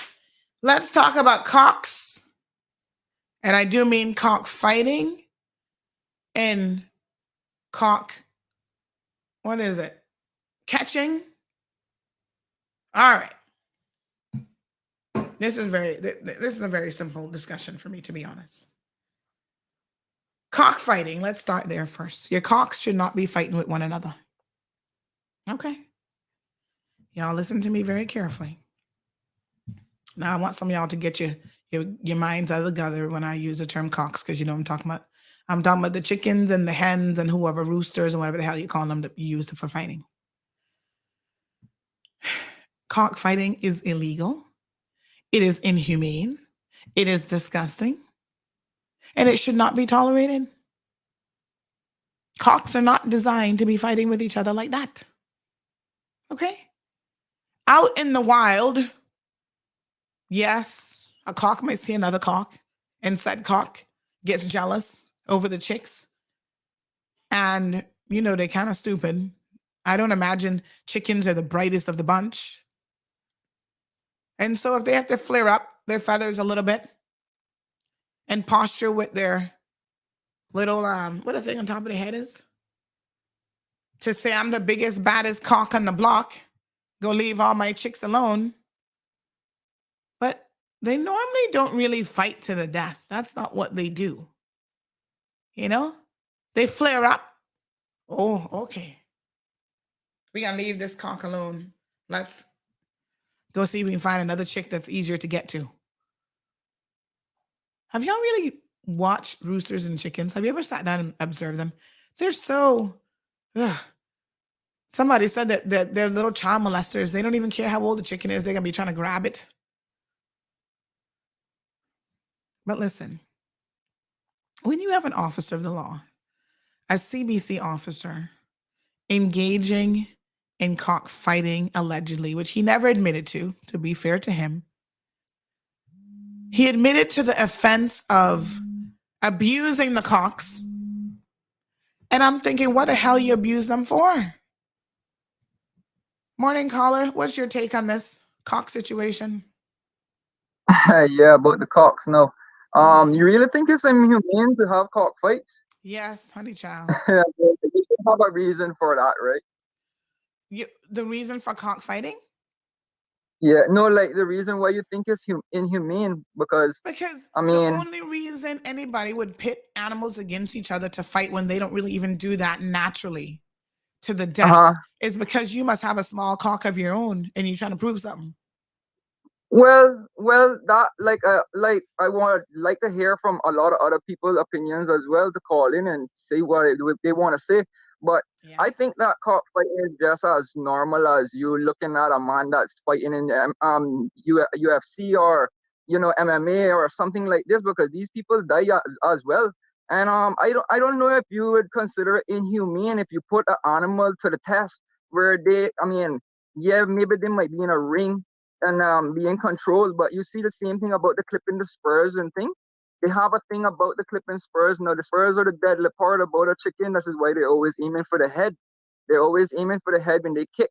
And I find it really fascinating to watch these animals actually fight because they actually use maneuvers that they learn. They duck and they just like a regular human being, how we would use our defense and dodge anything. Anyone that's defensive, they will learn how to dodge. And you it's a gamble. If you want to talk about legalizing gambling or at least decriminalizing it, I don't know how they're going to do that without a supplier. And this is the thing. I don't know what do they consider anything that we can do in places like in the Philippines. They do this on a regular thing. The only thing they have in concern with the cockfights is the fact that it is still gambling, which is legal there, and they commit danger to each other, the humans themselves. They don't worry about the chickens. Chickens are gonna live and die forever. I don't care what anybody got to say about make more chickens. They're already telling us to stop feeding these animals. What in the world is humane about this? Well, caller, I mean, that's your position, but you and I will have to Yeah, disagree on this one. yeah.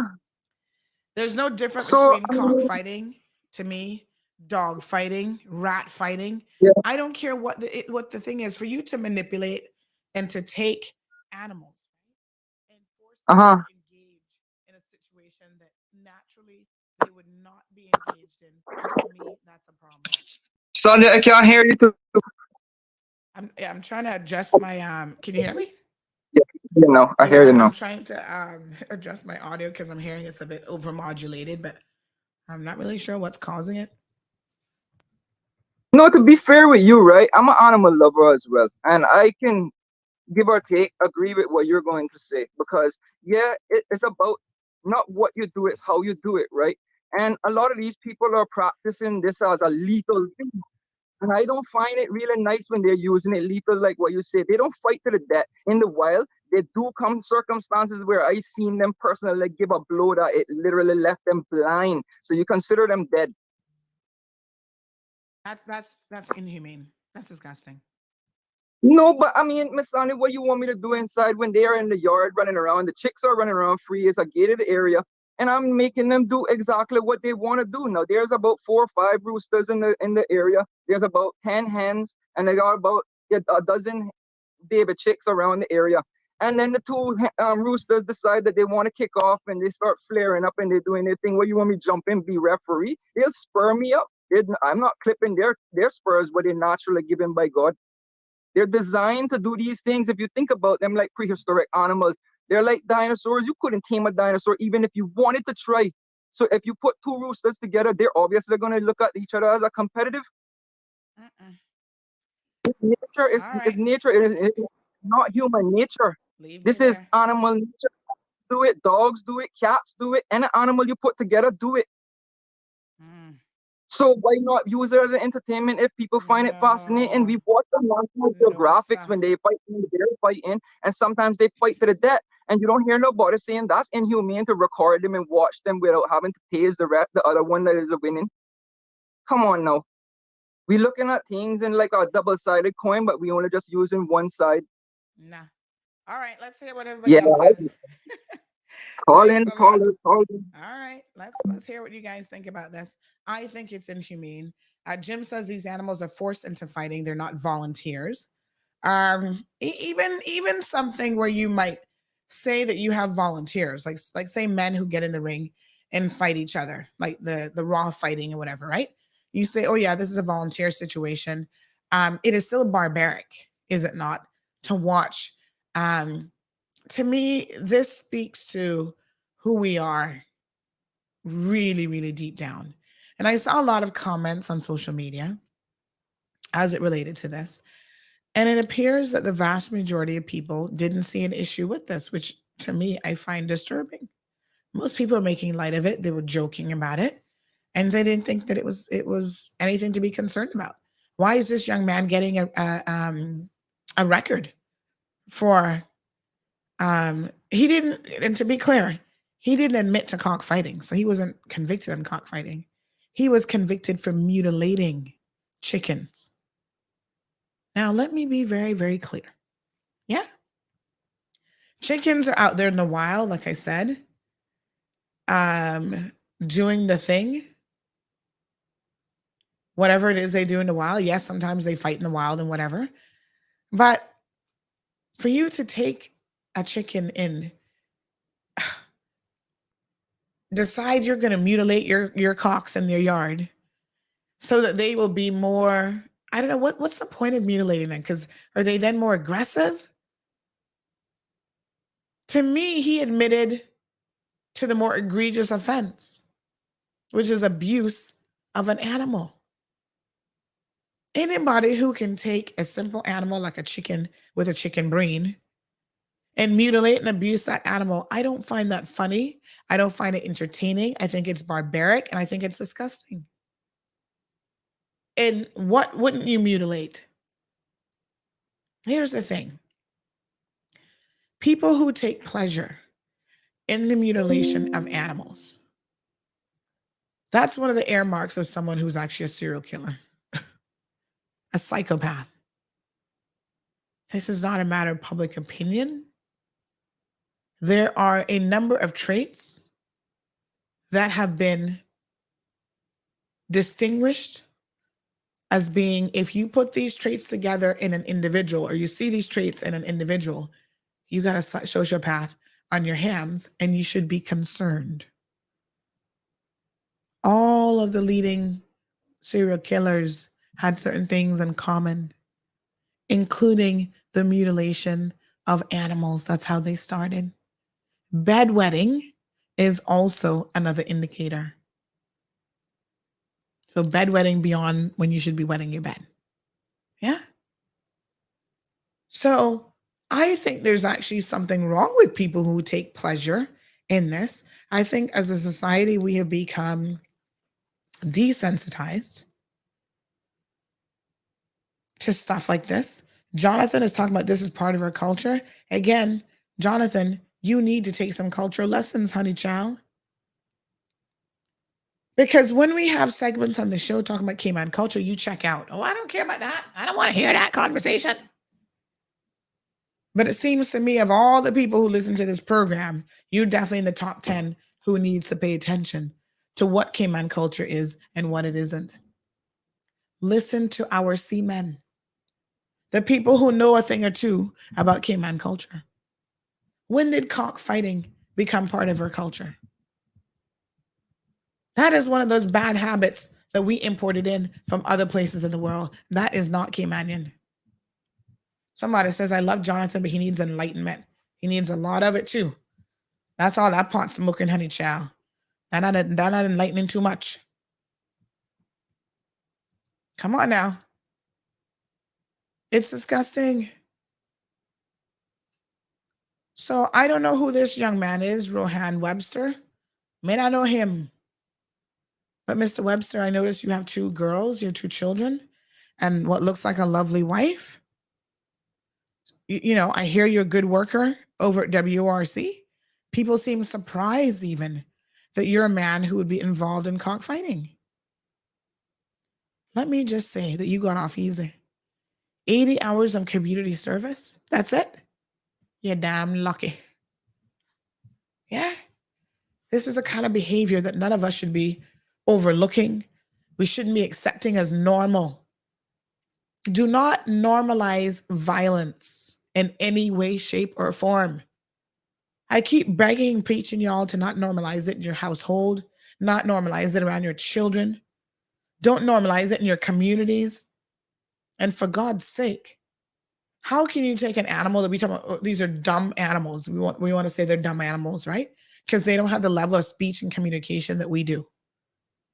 And you, as the Bible says, supposed to be master and dominion of all, is going to take these poor animals and put them in a situation where they are forced to fight with each other. For what purpose? For money and entertainment. He should have got more than 80 hours community service. It's not funny, and I'm not amused. 936 Bobo is the telephone number. So Alejandro says he don't see nothing wrong with it. He's okay with it. And if you have an opinion on this, by all means, let us know. Like I said, I think there's something inherently wrong with it. In fact, it is extremely egregious. Johan is in the house. According to Johan, he's dying. Hopefully, not literally, Johan. Hopefully, you're not literally dying. He says that, Sandy, you are out of order. Well, or am I really? Mm-hmm. What a hot mess. Aliano says this is about to be the longest conversation about cocks, no pun intended. Wink, wink. Well, it is cockfighting. According to Jonathan, it's been a sport in the Caribbean and South America for years. Jonathan, this is the, read my lips now, Cayman Islands. Let's say it like the American. This is the Caymans.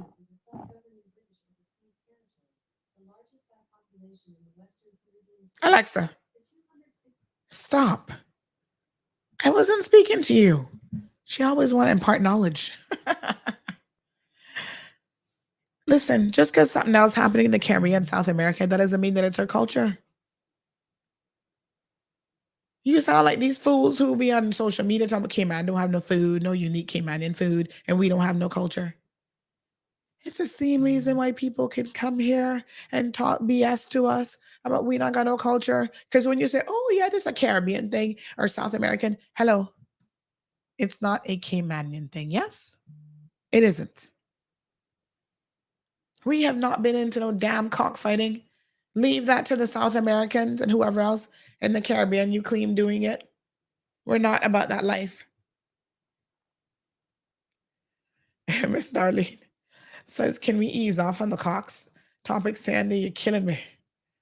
Lord have mercy. Miss Brenda, setting the record straight. Well, firstly, that's not part of her culture.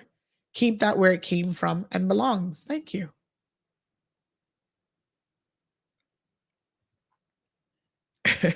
Wayne says rat fighting is something I would actually pay to see. Lord have mercy. Jonathan claims that we're a bunch of PETA-loving, soft-hearted people that feel away. No, we're not. That is just not our culture. And it is inhumane. Why would you do that? I'm not going to show you the pictures here of what happened to the poor cocks, but let me just say, the level of mutilation that they endure and the way that they're punished is really, it's just not right. Yes, my love. Hello? Miss Landon? Hi. So I was thinking about how you saying it, and I do agree with you. This is not our culture, right? Yes. And I just want to defend in the purpose of people saying it's inhumane because what do you consider inhumane? Putting someone's face to the ground and telling them don't move. But this thing about what our culture is. Remember, they had this little thing where they would raise hermit crabs on the beach. Like you draw a circle, whichever one come out of the circle 1st. That's disturbing the intelligence of an animal. I would call that inhumane. No. Let's understand the difference, right? It's a gamble thing because they're gambling thought of who is going to come up first. But are you taking them, forcing them to fight, injecting them with stuff, shaving them down, altering their physical appearance, cutting them, and all kinds of stuff? That's the bad part because when the Romans used to use their humans, prisoners, servants to fight, they used to have to put armors on top of them, having to carry around at least 150 pounds of armor. You don't hear them saying that is a problem, but they were protected to an extent until they're dead. But are we saying that we want to be barbaric like the Romans of thousands of years ago?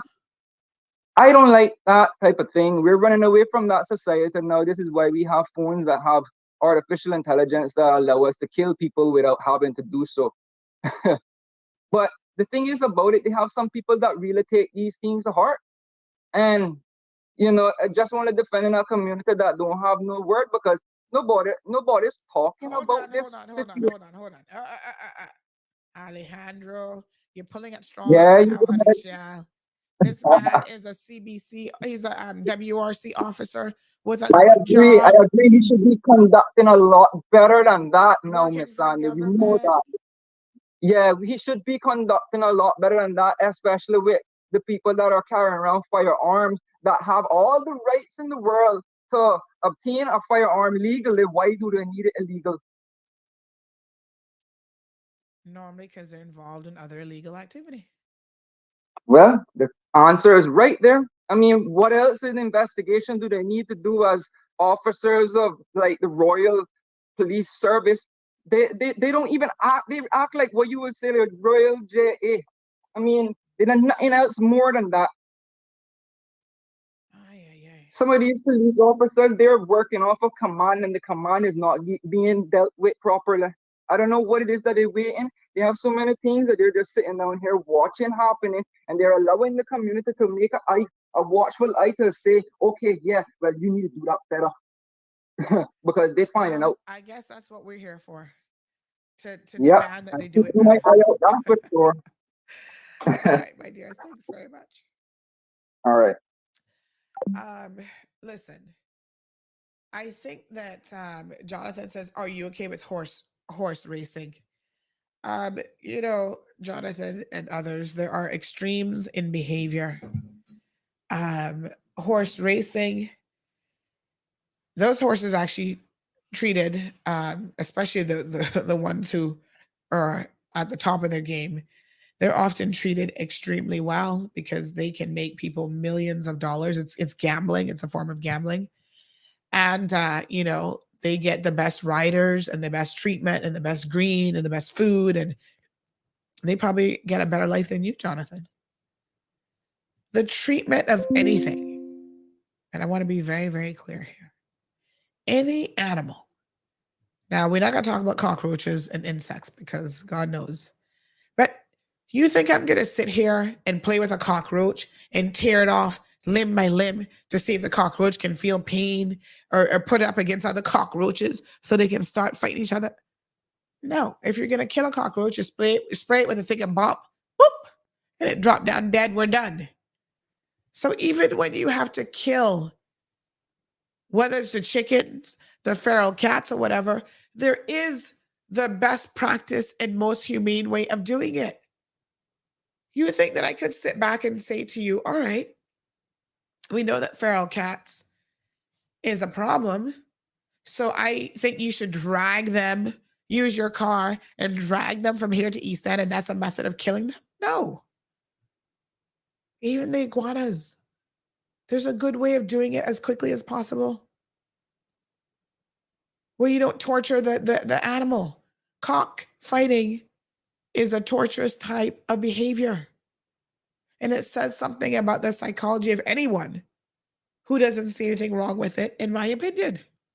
Good morning to Bavon. How are you? So there are times when we have to do things in life, take a life even, but there is a humane way of doing it. Hardcore criminals that we put to death, right? Supreme Courts all over the world say, well, you can't do it this way anymore. You can no longer put them at the guillotine and chop their head off. You can't put them in front of a firing squad that the vast majority of people might actually miss hitting them, and it takes 25 bullets to finally kill them.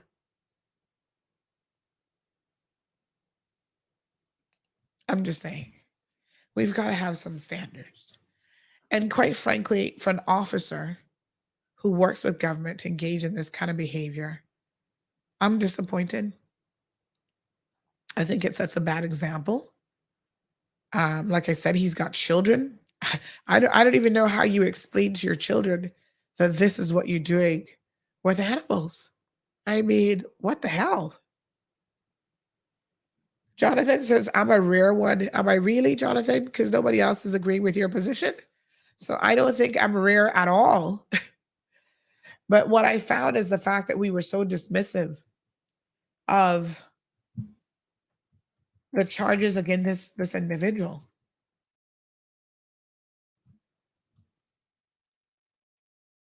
All right.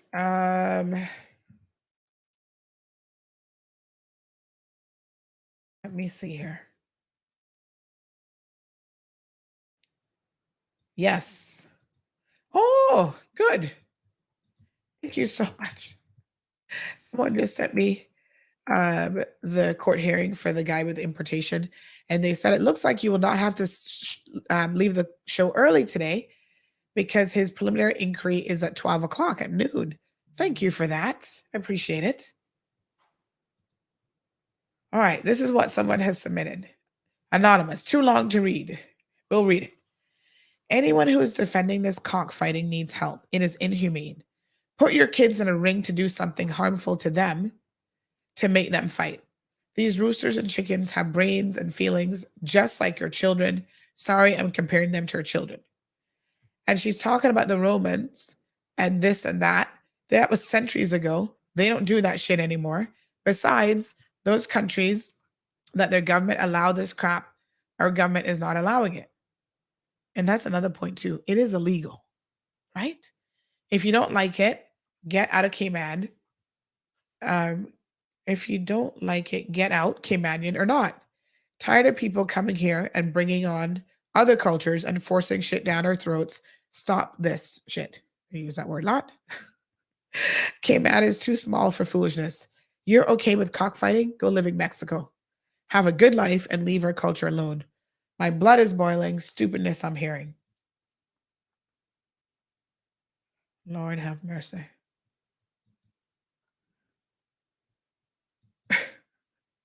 Wow, is it the goon segment on your show now? Oh, Lord Jesus. This person says, I agree with you 100%. I was also surprised at the light sentence, no cruelty to animals. That's why it's illegal. Somebody else says, hell no, he's wrong.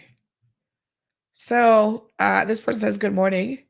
Anyone that practices this barbaric behavior has a low IQ and is fundamentally a sociopath. No apathy equals no soul. I love Jonathan, but he needs enlightenment. Seems like men are okay with it. Go figure. Something to be said for that. I think it does appeal to men for a particular reason. And like I said, just look at the cock.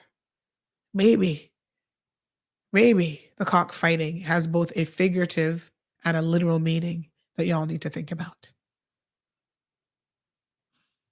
What a hot mess. Wayne says, I'm disappointed in the punishment that he got. If it was someone else, they would crucify them. I'm not too sure, Wayne, because to be quite frank, in this community, we care so little about our animals that we do a really horrible job of enforcing anything real by way of sentencing with the most egregious abuses against animals. And I wish that it was something that would be adjusted. All right. Let's take another commercial break. And then I want to talk about the flip side of this, which a lot of you have been using as an excuse to ignore this bad behavior, which is, oh, now they're going to fine me $500,000 if I go feed a chicken. Y'all need to learn the art of picking sense from nonsense. Pun intended. Okay? Seriously. Even a chicken know how to pick out the shit from the other stuff. And it seems like human beings could learn a thing or two, actually, from the chickens. Lord Jesus, give us strength. Are you tired of overpaying for TV services? Can't figure out VPNs? Constantly missing your favorite TV shows? And no access to the good stuff on streaming services? The frustration is real, but it doesn't have to be. Contact Roque, Cayman's streaming pros. We'll put you back in the driver's seat in front of your TV. Call, WhatsApp, or message Roque today on 926-1213. Roque is not a TV service provider. Terms and conditions apply.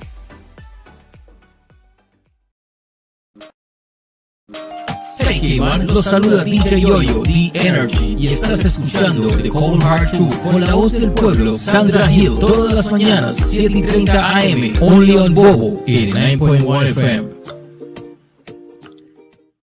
Mga kabayan, nakatutok po kayo sa Cold Hard Truth, hatid ni Sandy Hill, ang nangungunang talk show sa Cayman, ang boses ng masa.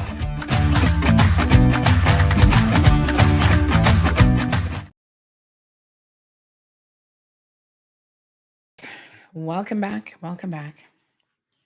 Ay. My term of the week is que planchada.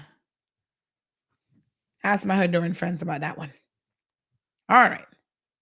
Asinine says, Jim, well, let's break it down because this is one of those things that I have to admit. I saw the headline and I thought to myself as well, WTF? Like, what? No, sir. But I do have to wonder how many of you actually read the article. Because let us be honest, y'all not paying for the Compass subscription. So I doubt that most of you actually read the article. Correct me if I'm wrong. How many of you just read the headline and you went with it? Well, in the business of news, folks, sometimes headlines are meant to be misleading. They are meant to get you to run and go pay the money for the subscription because you want to see what kind of foolishness this is the government is going on with. And I would say to you that in this case, they picked the most interesting headline possible, probably for that very reason. So calm down, because now we're going to pull it apart. Okay. The headline says, what? Up to $500,000 fine, 4 years in jail for feeding feral chickens and cats. Right? They go on to say that new regulations that ban the feeding of feral chickens and cats carries a maximum sentence, a maximum penalty for a fine of up to $500,000 and or 4 years in prison for people who repeatedly feed them. Okay. So I thought to myself, I've got some questions here because honestly, this not making no sense. So I reach out and I ask the technocrats, AKA the civil servants who would have made these type of recommendations. What the hell are we talking about here? I'm going to refer you guys to the National Conservation Law. You need to download it and you need to get a copy of that along with the respective regulations. Yes. So, in order to not make ourselves look as unintelligent people, that we don't read, we only want to read a headline, and then we want to start jumping off of our proverbial, soapboxes about the stupidity of this, let us break it down just a little bit, shall we? Here's something to consider. The general principle, and this is true in law, of the maximum penalty is to allow judges to sentence within a law as they feel is appropriate to the particulars of an individual case and to account for the worst possible hypothetical case and infraction under the law. So, this maximum penalty applies to regulations under the law, including the alien species regulations. Let me just pause right there because this requires an explanation. The regulations don't just say, oh, if you go out there and feed feral cats and chickens, this is the penalty. It covers the offenses under the entire regulation. So it includes that, but it is other things. And some of those are very egregious infractions. So once again, folks, be careful when you hear something or when you see something that there is a degree or level of understanding. This legislation is 13 pages long. National Conservation Alien Species Regulations 2022. It's not too long for you to go and read it. You need to avail yourself of this legislation, the regulations. Read it, my good people, and be informed and stop commenting for the sake of getting a couple likes on social media. Right? You tell me something. Someone who has just been convicted of mutilating chickens didn't even get a fine, not even $1. They were made to do some community service, and they probably gave him 5 years to get that done. What kind of offense do you think it would take for a judge to even fine somebody $100? We have had people go to court that have mutilated dogs, pour boiling water on the back of a dog, ripping the skin off of the poor canine, and them fools never went to jail. You actually think you're going to be going to jail for feeding some damn chickens? Come on now. Learn to pick sense from nonsense. The Compass wanted you to go read the article, and you done ran out of your 3 free reads by this time of the month, I guess. I don't know. And so you're not going to think to say to yourself, well, let me go read the law for myself and see what it actually says about this. Because, I would like to see the context in which that was actually written. Okay. So if you if you had even read the article, you would have seen that there's a lot of exceptions. It doesn't apply to you feeding animals on your own property. That's not an offense. Yeah. First offense, you can get a fine up to $5,000. Second offense, a fine goes up, says $500,000 and or imprisonment. For any subsequent offenses under the National Conservation Act. Here's the funny thing about this. We sit here and we talk about, right?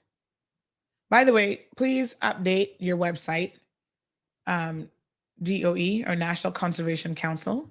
You still have it called the National Conservation Law. We know that as of a couple of years ago, it's not the law anymore. They're all called acts now. So just get somebody to update that little typo there for you. Yeah? But hear me now.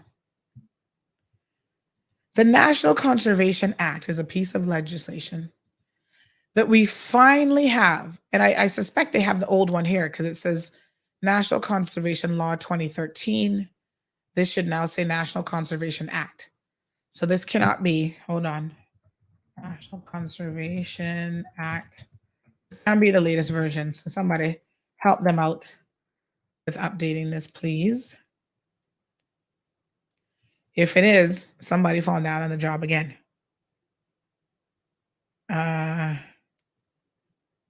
Because all of these pieces of legislation should have been changed. But I see even the DPP, the DLP's office has it as the law. So someone says no, the Gazette still calls it the law. Okay. That's confusing because that's not what it should be. But anyway, let's go with it.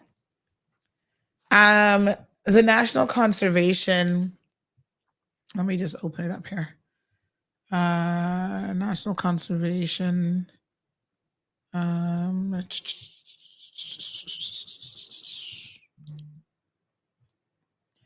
National Conservation Law, which should be the Act. Let's open that one up. Again, 67 pages. You need to have a look at what all of the offenses are as part of this. But the overarching situation here, oh, somebody's giving me an explanation. Let's read this. The overarching mindset here, folks, is we have taken such liberties with not protecting our environment for so long, right? And y'all are very, very selective in what you want to get up in arms about when it comes to the environment. So if it's DART removing some mangroves, oh my God, he should be put in shackles. He should be taken to jail. No, no, no, no, no. If it's your little grandson allowing cocks to be out there fighting, right? And all this other egregious behavior and taking too much kunk out of the sea, killing all sorts of things in the environment. Oh, we don't care about that. That's okay. Oh, he hungry. He don't got no job. This is the foolishness, folks, that people are having to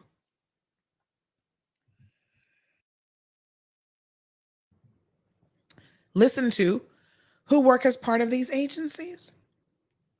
And I could certainly see, I want to get to the part about the offenses. I could certainly see why they would have some concerns.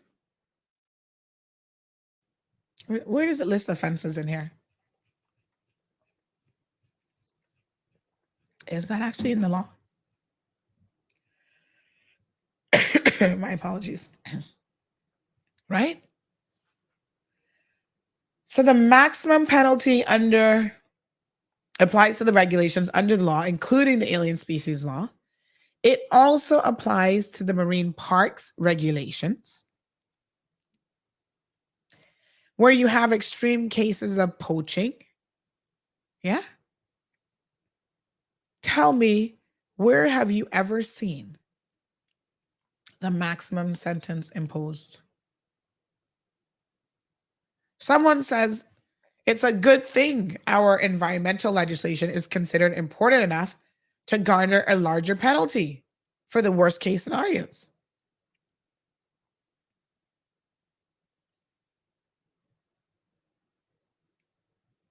Is anybody going to be chasing you down because you threw a piece of bread on the ground to feed a wayward chicken? Let's just utilize some common sense here. Then again, they might chase me down, but they're not going to chase you down. Where's Johan? Johan, yeah, boy, they're going to put Sandy in jail for it. That might be true. But most of you have nothing to fear. Trust me. I guess I'd better not go out there and do this. I mean, I don't do it anyway, but I'm just saying. I'd better not pick up that practice.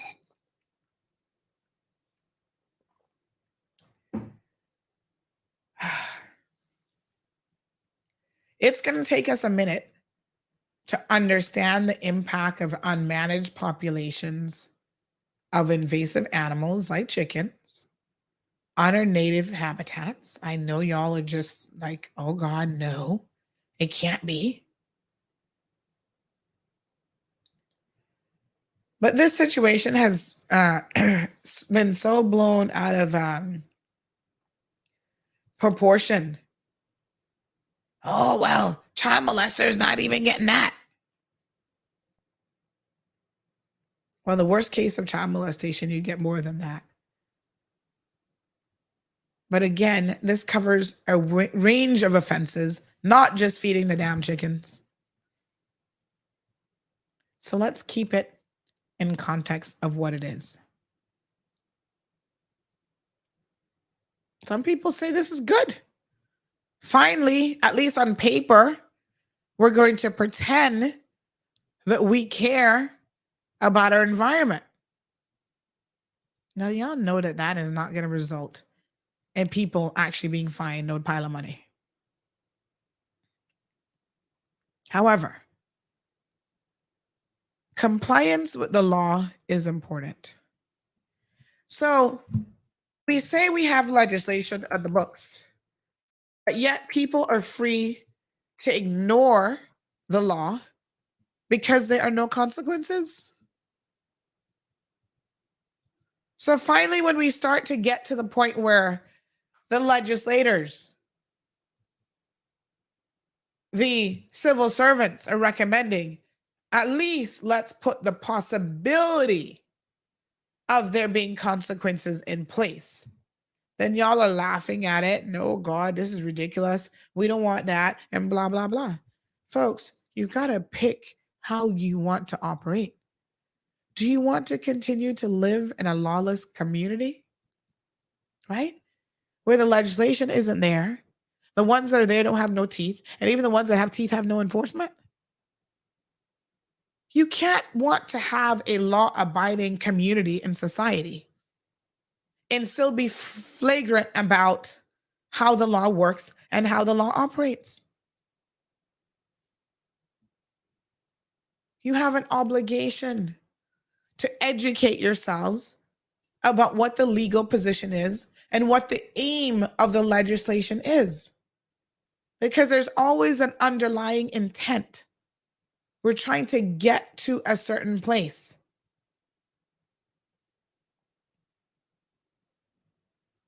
Yeah? So Perla says, so if I feed a plate of food to a human, will I be fined and or imprisoned? I've been feeding wild chickens for years, and this is in my blood for an animal. So what the Department of Environment, Perla and others, is trying to get you to understand is when you feed wild animals, the feral chickens, you can feed them in your yard. Do you have them in your yard?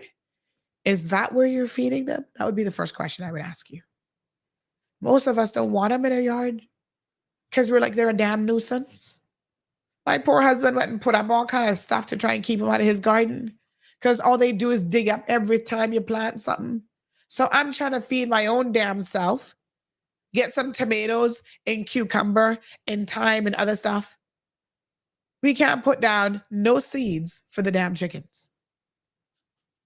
So I don't want them in my yard, but I'm going to go out in the wild and feed them and think the chickens can't fly. And eventually they're not going to come in my yard and be a nuisance to me and impact other species eating birds. Because, you know, chickens are scavengers, child. They will eat literally anything. So you think that you're doing the chickens a favor by feeding them? They look like they need you to feed them. I have not seen a starving chicken in my life because they literally eat anything. They'll see a dead chicken on the roadside and go eat the dead chicken. I'm just saying. So, is it necessary? Mr. Amelia says they put all this charge on feeding chickens and can't even enforce a $500 fine. And again, will there be any real enforcement for people who walk around feeding chickens? I don't even know if this is a serious enough offense, but it's not about the damn chickens. There is a broader set of offenses here. Anything that falls under the marine preservation, under the national conservation law. So it's not about the chickens. Y'all need to get that out of your chicken brain for a minute. One headline. Isn't it amazing how media can get y'all going crazy? A singular headline has dictated the conversation on this topic in the wrong direction for the last 2 days. Y'all have wasted so much energy and time talking about feral chickens. The same energy and time that y'all have never spent talking about child abuse, rape, robberies, all this other stuff.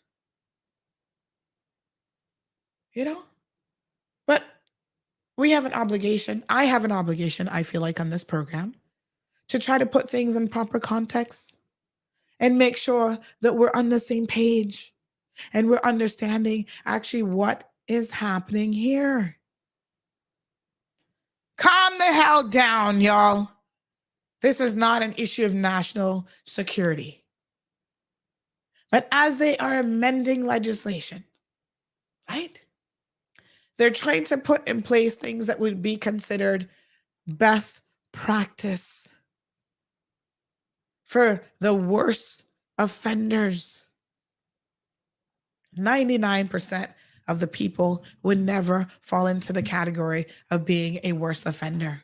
For God's sake, we had a woman with 20-something dogs in her possession. Some of them had to be euthanized. Their care was so poor. Others died of parvo and other transmissible diseases, psychologically damaged, right? Some of them overbred, their poor organs just about falling out. And that woman did not serve a single day in jail, and she not paid no big time fine. Pick sense from nonsense, my good people. Stop wasting your time getting all up in arms about a single headline, and you never even bothered to read the article. Brother Jim says, thank you for clarifying. And no, I did not read the compass, as I don't read the compass. Hallelujah. I depend on you with the cold, hard truth. Appreciate it, Jim.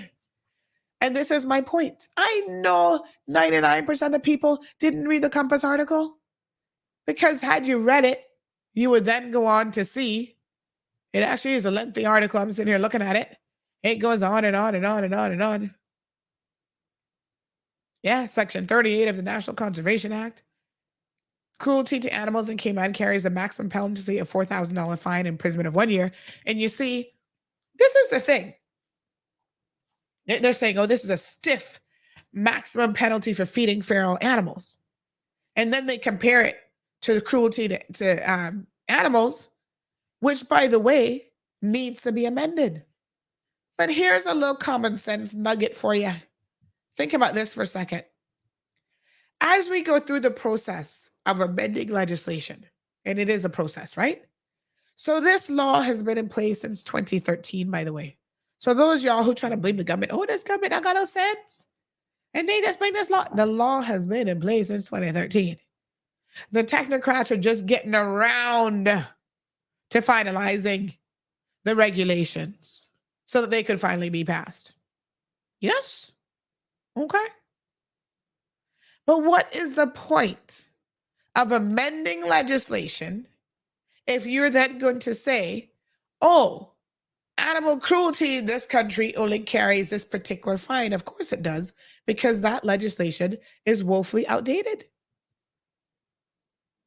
And that legislation should also be increased. It should be the $4,000. It should be the same thing, $500,000.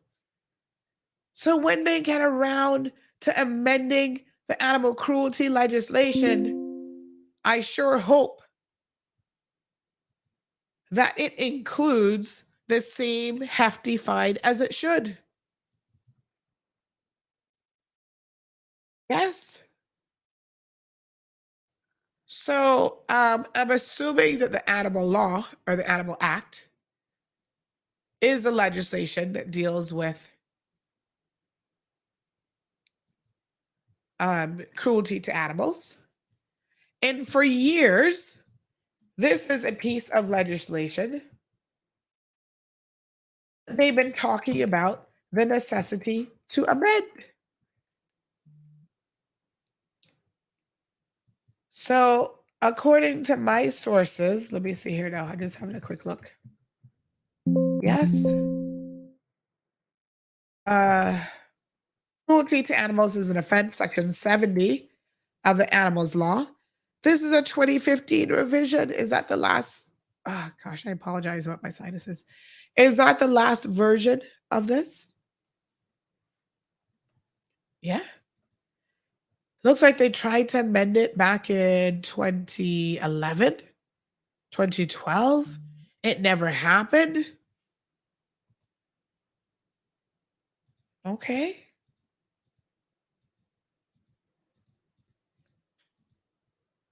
So undoubtedly, when they get around to amending it, I think that you'll see some more best practices when it comes to the very serious offense of animal cruelty. They can't amend all legislation at once. It takes time. Contextually, you have to really be careful when you read something. You got to understand it. Alejandro says that the chickens keep the place clean. I don't know about that. I see chickens in my neighborhood picking out garbage and putting it all over the place and messing up the place. Right? Nobody else doing that but the chickens. So I would disagree. They're not keeping my neighborhood clean. Maybe I need to come talk to your cocks in your neighborhood to see if they're like a different breed.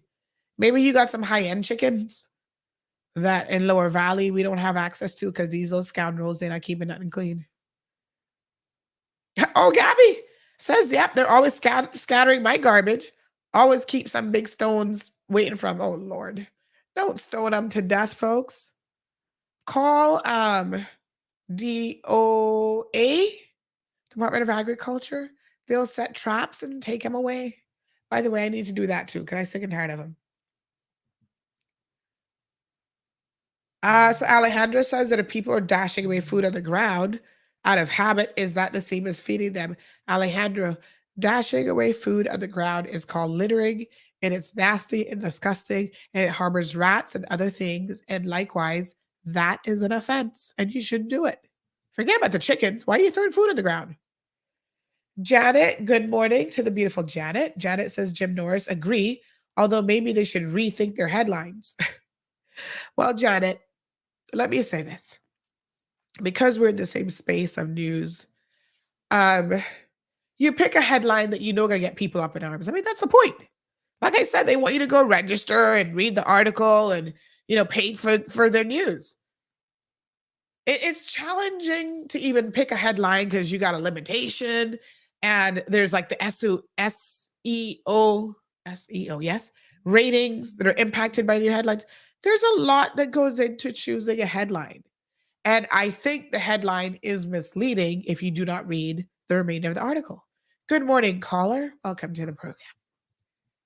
Good morning, Miss Sandy. Yes, sir. How are you? I hear you're still a little under the weather, but you're sounding there. a lot better than how you were a couple of days ago. Yes, indeed. Miss Sandy, if I'm getting repetitious with something that's already been said on the program, just stop me right away. Well, I know you'll do that anyway.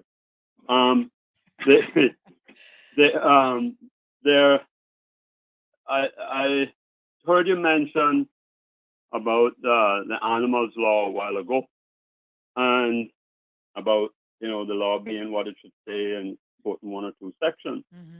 And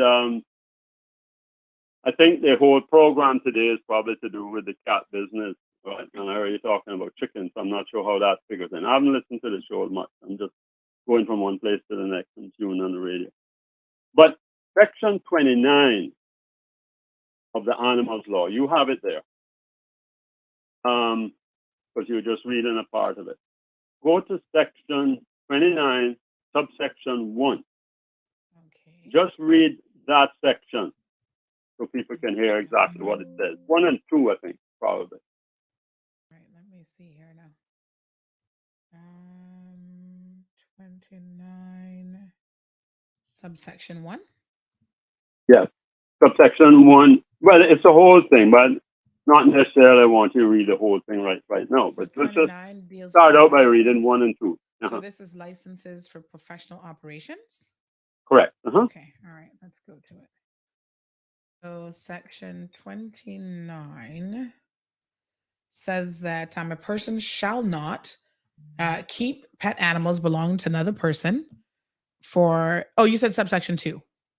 1 and 2. Oh, yes. So one says a person shall not keep pet animals belonging to another person for which a charge is made, breed pet animals, sell a pet animal, or act as broker in relation to the sale or transfer of animals train or keep animals for guard duties other than the guarding of his own premises, or keep animals for public display unless he holds an operating license.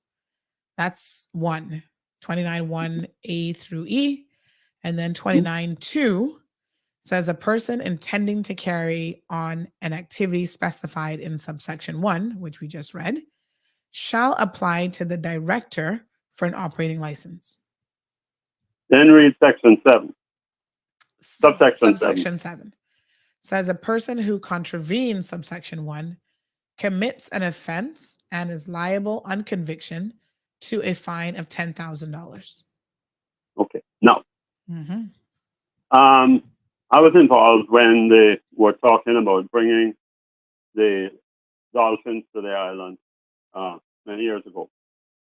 And the question was asked at that time, because back then, there are no animal facilities in the Cayman Islands that have this license.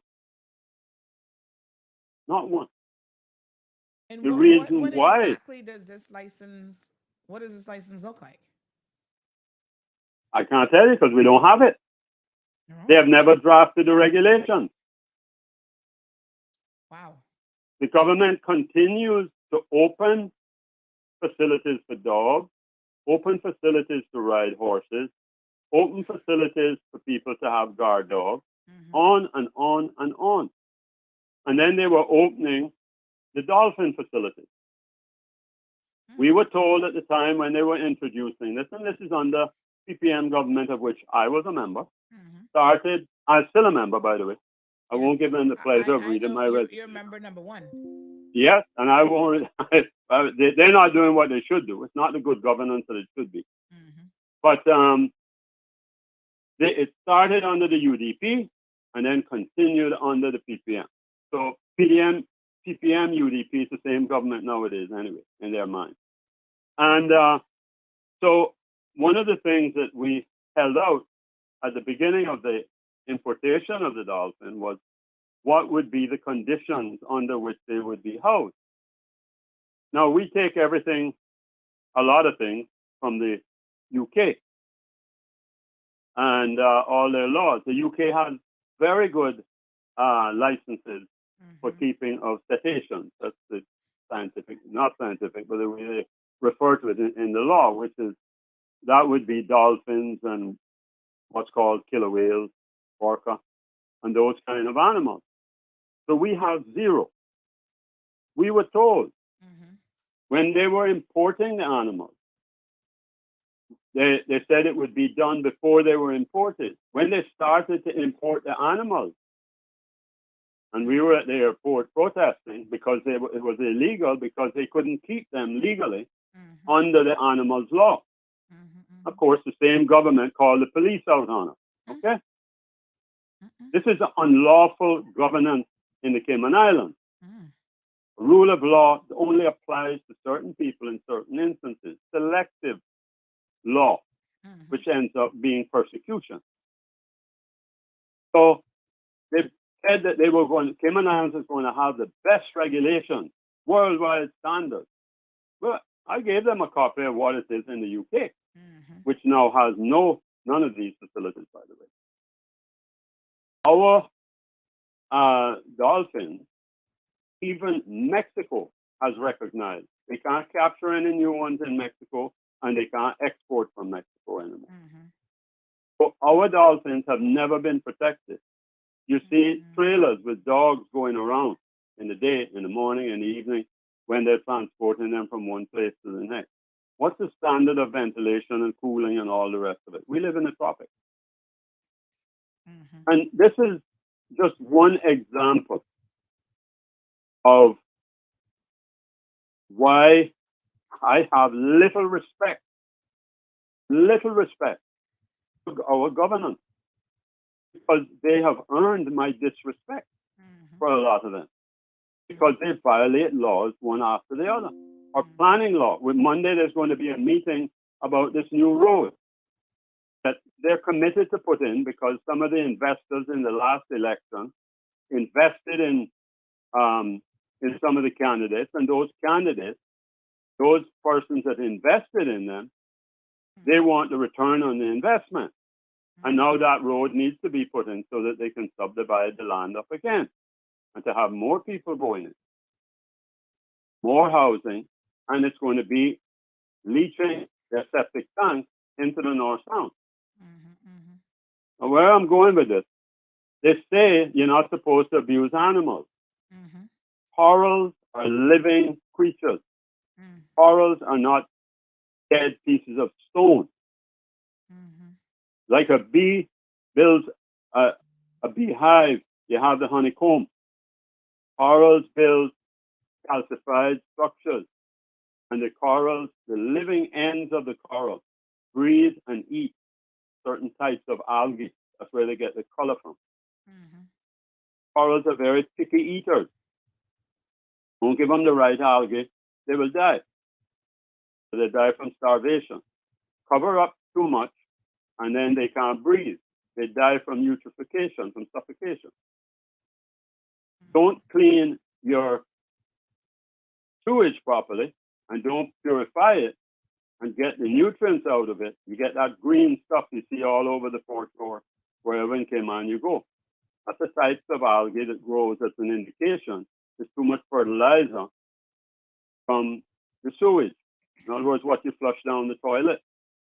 When you flush down the toilet, it hasn't disappeared forever, ever and gone. All of that water, not properly treated, ends up back in the ocean within a couple of hours. And so you kill the coral. Where do we get sand from? We get sand from coral that has grown. And yes, the parrotfish eat the tips off. They get the living animals out of it. And then what they don't use, they excrete. We eat vegetables. And what our body doesn't absorb, we excrete. We're nothing better than a parrotfish. Also, storms will break off the tips of the coral. It gets ground up by abrasion, and then it gets into smaller pieces, and it ends up being sand. But abrasion doesn't stop there. Abrasions continue until it goes into just, let's call it dust. It isn't dust, but it's so fine, it gets suspended, and it gets taken away. And you don't have to be a scientist to see this. Go behind the West Bay four-way stop or the end of the West Bay launching ramp, pick up some grains of sand, put in a little container, then go south of the Marriott and go on that fine sand. And you will see that the sand that ends up down at the southern end of the beach is so fine that it's about, in some cases, it's only 15% the size of what it is where the sand enters at the north end of the beach. So you need healthy corals supplying new sand, or you will have no beach. You have no beach, you have no tourism. So start expanding what's happening up on the North Shore. Forget all the saving the wetland areas. Put houses there, and you're going to have more septic tanks. They're not going to have adequate treating. Even the Cayman Water Authority's standards for sewage are standards that go back to 1982 when the Water Authority law was put into effect. The regulations were in 1985. They have never been upgraded with the science that has known from the 90s that there's a human pathogen. In Florida, they've done this.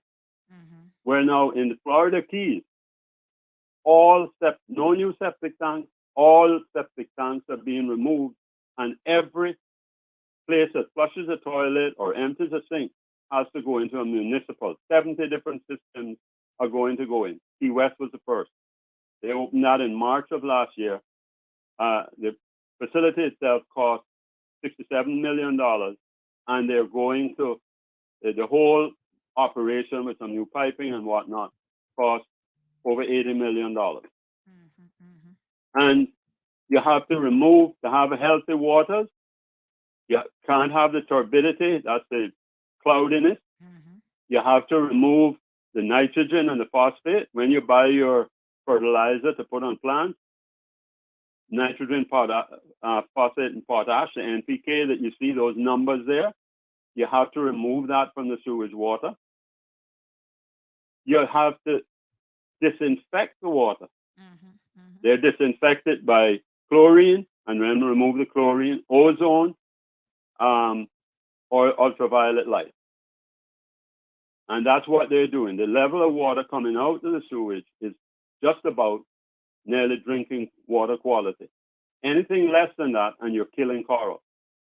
Now, if they continue, and when they put this thing in up there, and they make fun of the National Conservation Law and the National Conservation Council, I hear them. But in their ignorance, and I choose that word carefully, in their ignorance, if they kill the sand supplying corals in the North Sound, that give the sand on the sandbar where the stingrays go, which is our number one attraction for many of the cruise ships. You got these politicians think that cruise sticks is the next best thing, better than sliced bread, and they love them. Well, every time those tourists go and walk in on the sand, they're grinding one grain of sand against the other, abrasion. It's not erosion, Sandy. Erosion's a different thing. I won't get into that right now with you. But it's abrasion, one sand grain rubbing against another. You can take and rub sand grains in your hand, and after a while, you're going to see dust. That's exactly what happens in nature. So you got to replace it. Where do you replace it from? Staghorn and elkhorn coral, which grow fast, by the way. They're not the slow-growing ones. Stony hard coral, that's a whole different thing. And this is where, in their ignorance, our people don't want to look at these things. This isn't tree hugging. This is survival. This is our economy. This is leaving a future for grandchildren, great-great-grandchildren, on to the seventh generation. This is what sustainability means in a mindset.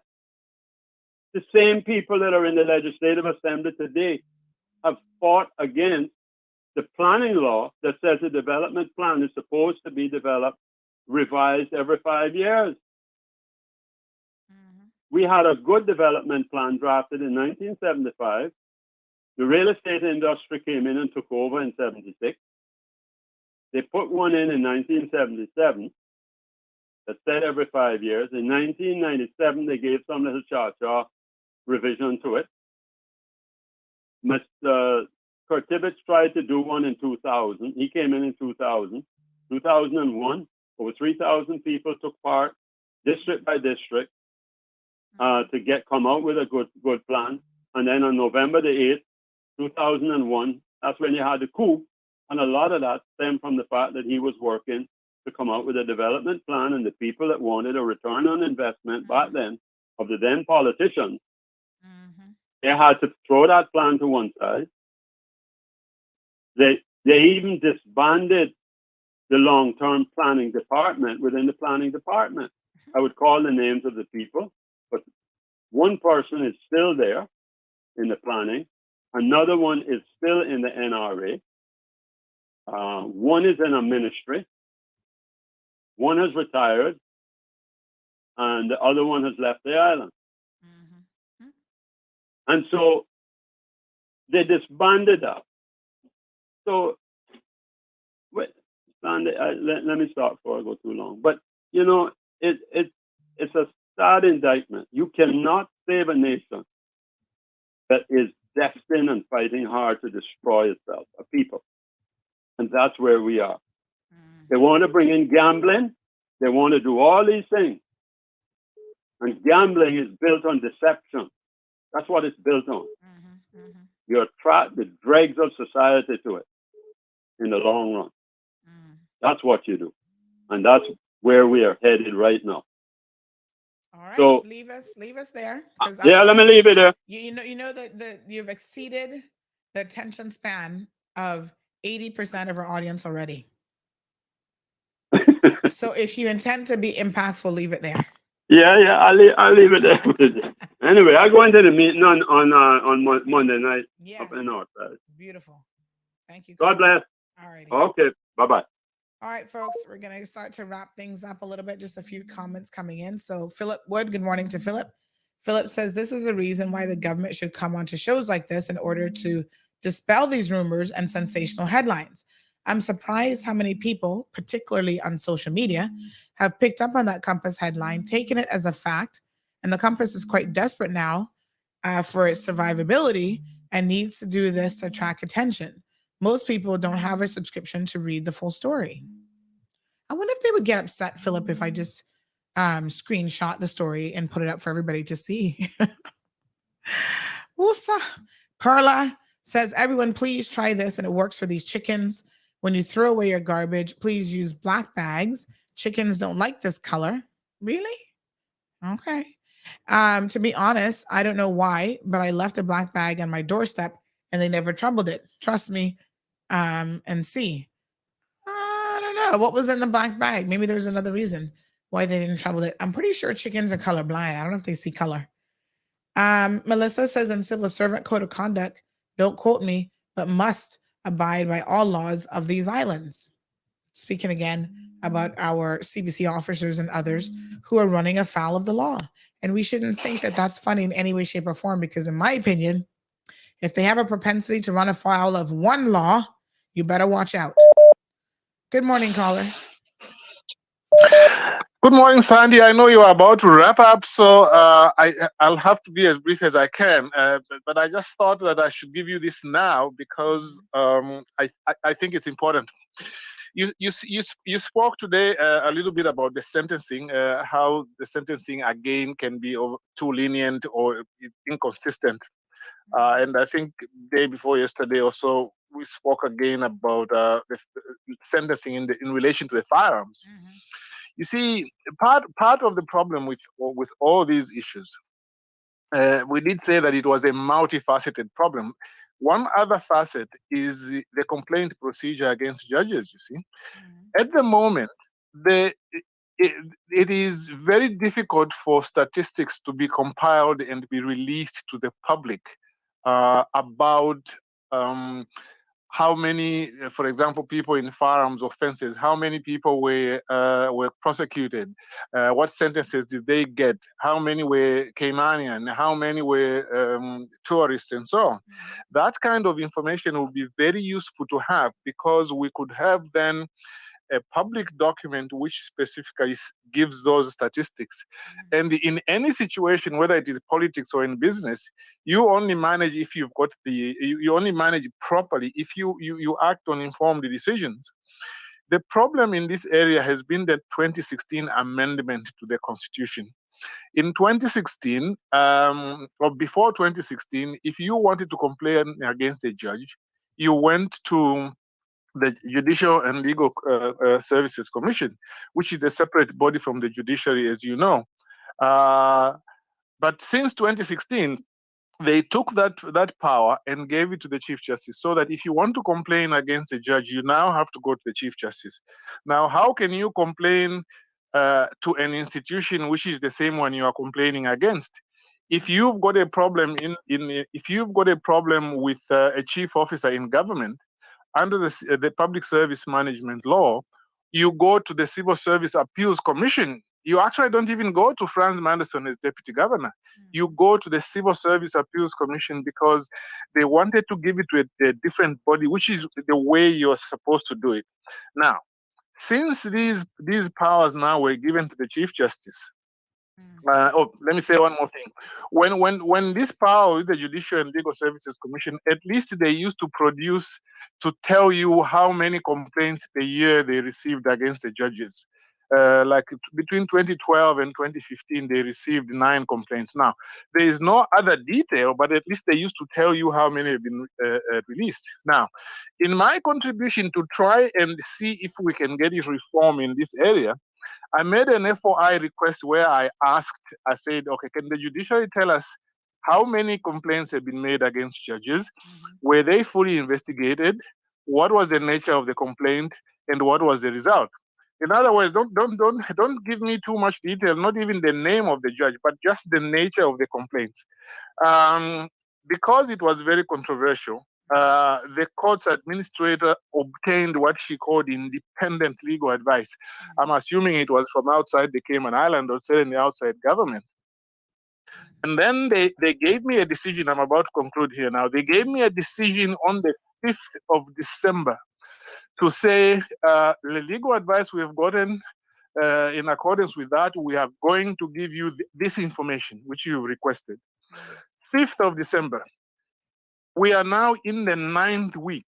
They haven't given me that information. I have sent them reminders. They have stopped responding to my requests. And now, apparently, what they are now arguing is that this information was never compiled. And since it was never compiled in statistical form, they are saying that the Freedom of Information Commissioner or the Ombudsman has no right to now ask them to create this information so that they can give it to me. In other words, they are trying to get out of it. Okay?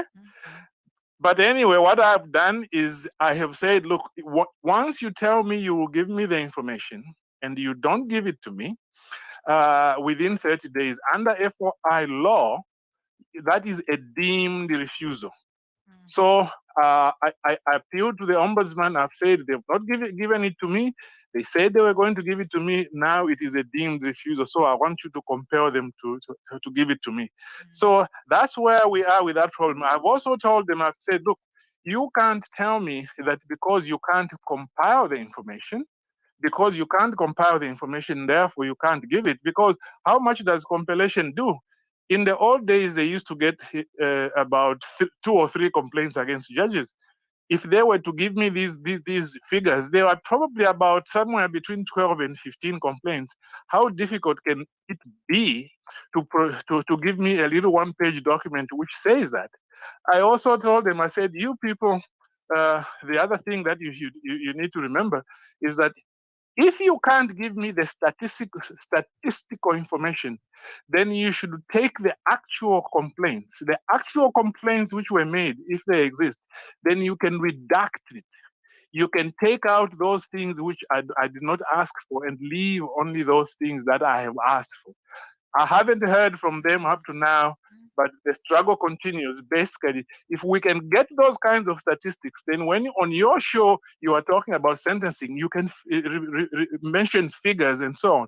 And also government can be able to look at those figures and say these figures are not good. And therefore, we have got enough information to say we need an amendment so that the complaint procedure can change and people can have a better chance of influencing how these things are done. I know I've gone on long. Thanks very, very much. All right. Thanks very much. Appreciate it. Bye-bye. Okay, folks. Some very, very interesting comments there as well. Let's wrap up with a few more of your comments. So Ms. Brenda says, Sandra, I'm receiving messages to my Facebook Messenger regarding the commissioner. Just to set the record straight, I didn't put down anyone. I merely named the 2 DCs and further asked, out of curiosity, why one was the designated. I'm assuming that they've gone through a recruitment process, Ms. Brenda, as with all civil servant positions, and people would have applied.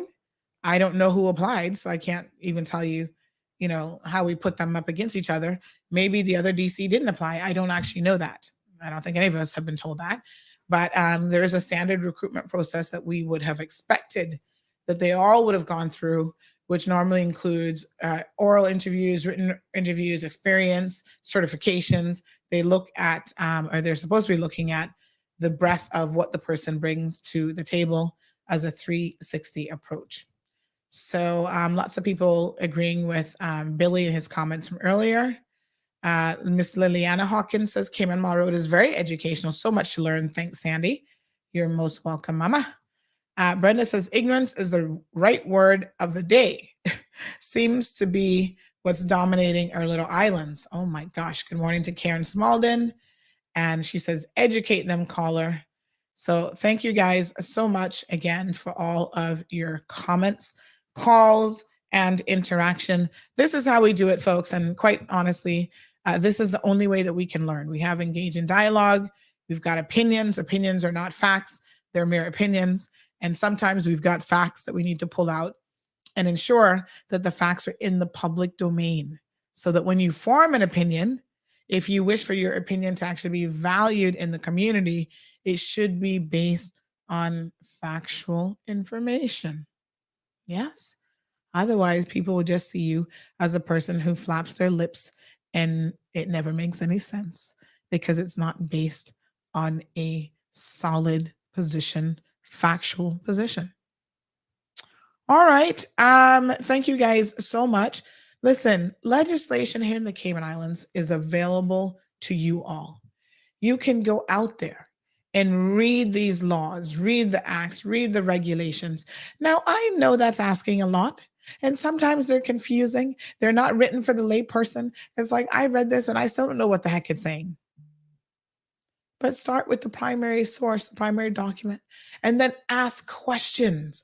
I see people putting stuff out there and having opinions and saying stuff. Someone was just saying, even about the feral cats, how, certain caliber of persons can't kill a feral cat, and we don't have any qualified veterinary, blah, blah, blah. And I'm like, okay, listen, I don't know anything about this, right? I don't know anything about this. That's not my area of expertise.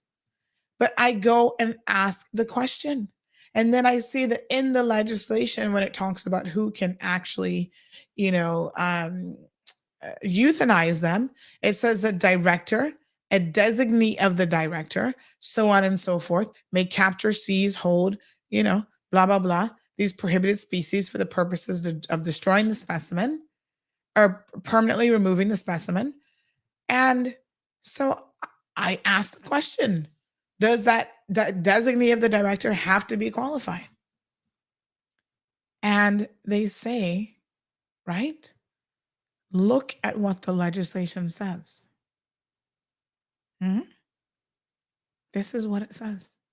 This is how the eradication project will work. Maybe we need to have Ms. Gina Petrie come on and talk a bit more about the eradication element of it, so that can put your mind to ease that it is being done in the most humane manner possible.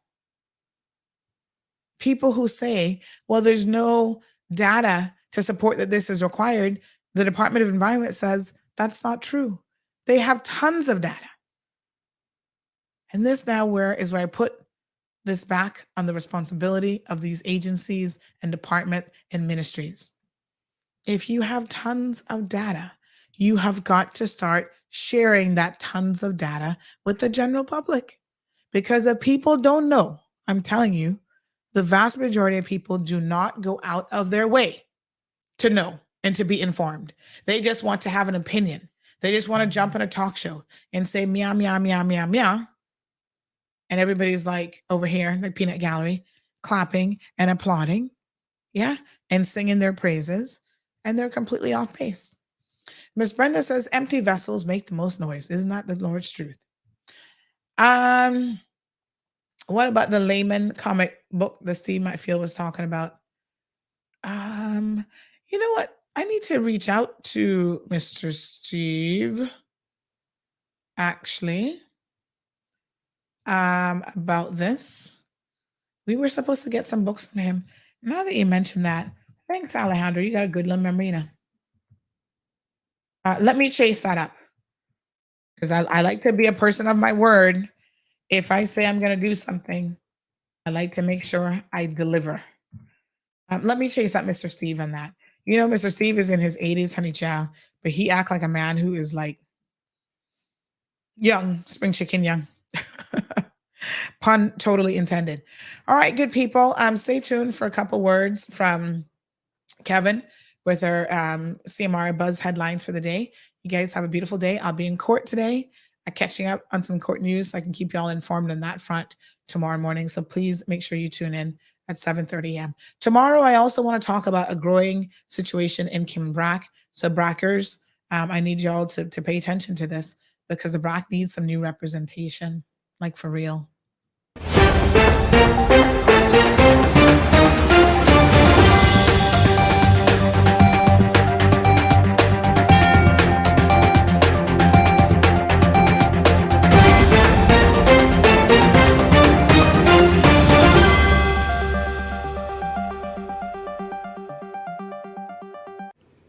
Hello, I'm Kevin Watler, and this is your CMR Daily Buzz. Here's a summary of some of Cayman's latest headlines.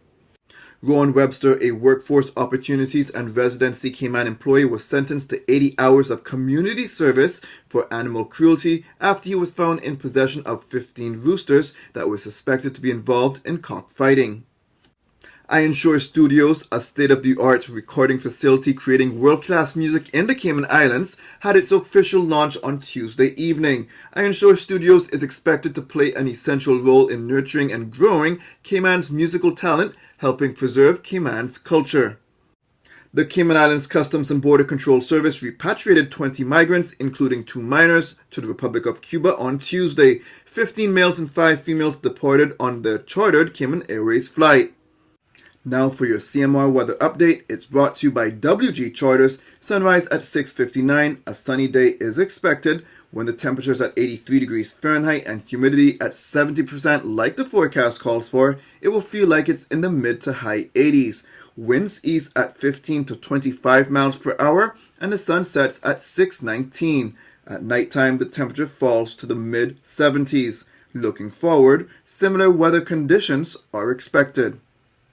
If you would like to know more on any of these stories, visit CaymanMallRoad.com or follow Cayman Mall Road on Facebook, Instagram, LinkedIn, Twitter, and YouTube. That's it for now on A Daily Buzz. Thank you for joining me. Please stay safe and God bless.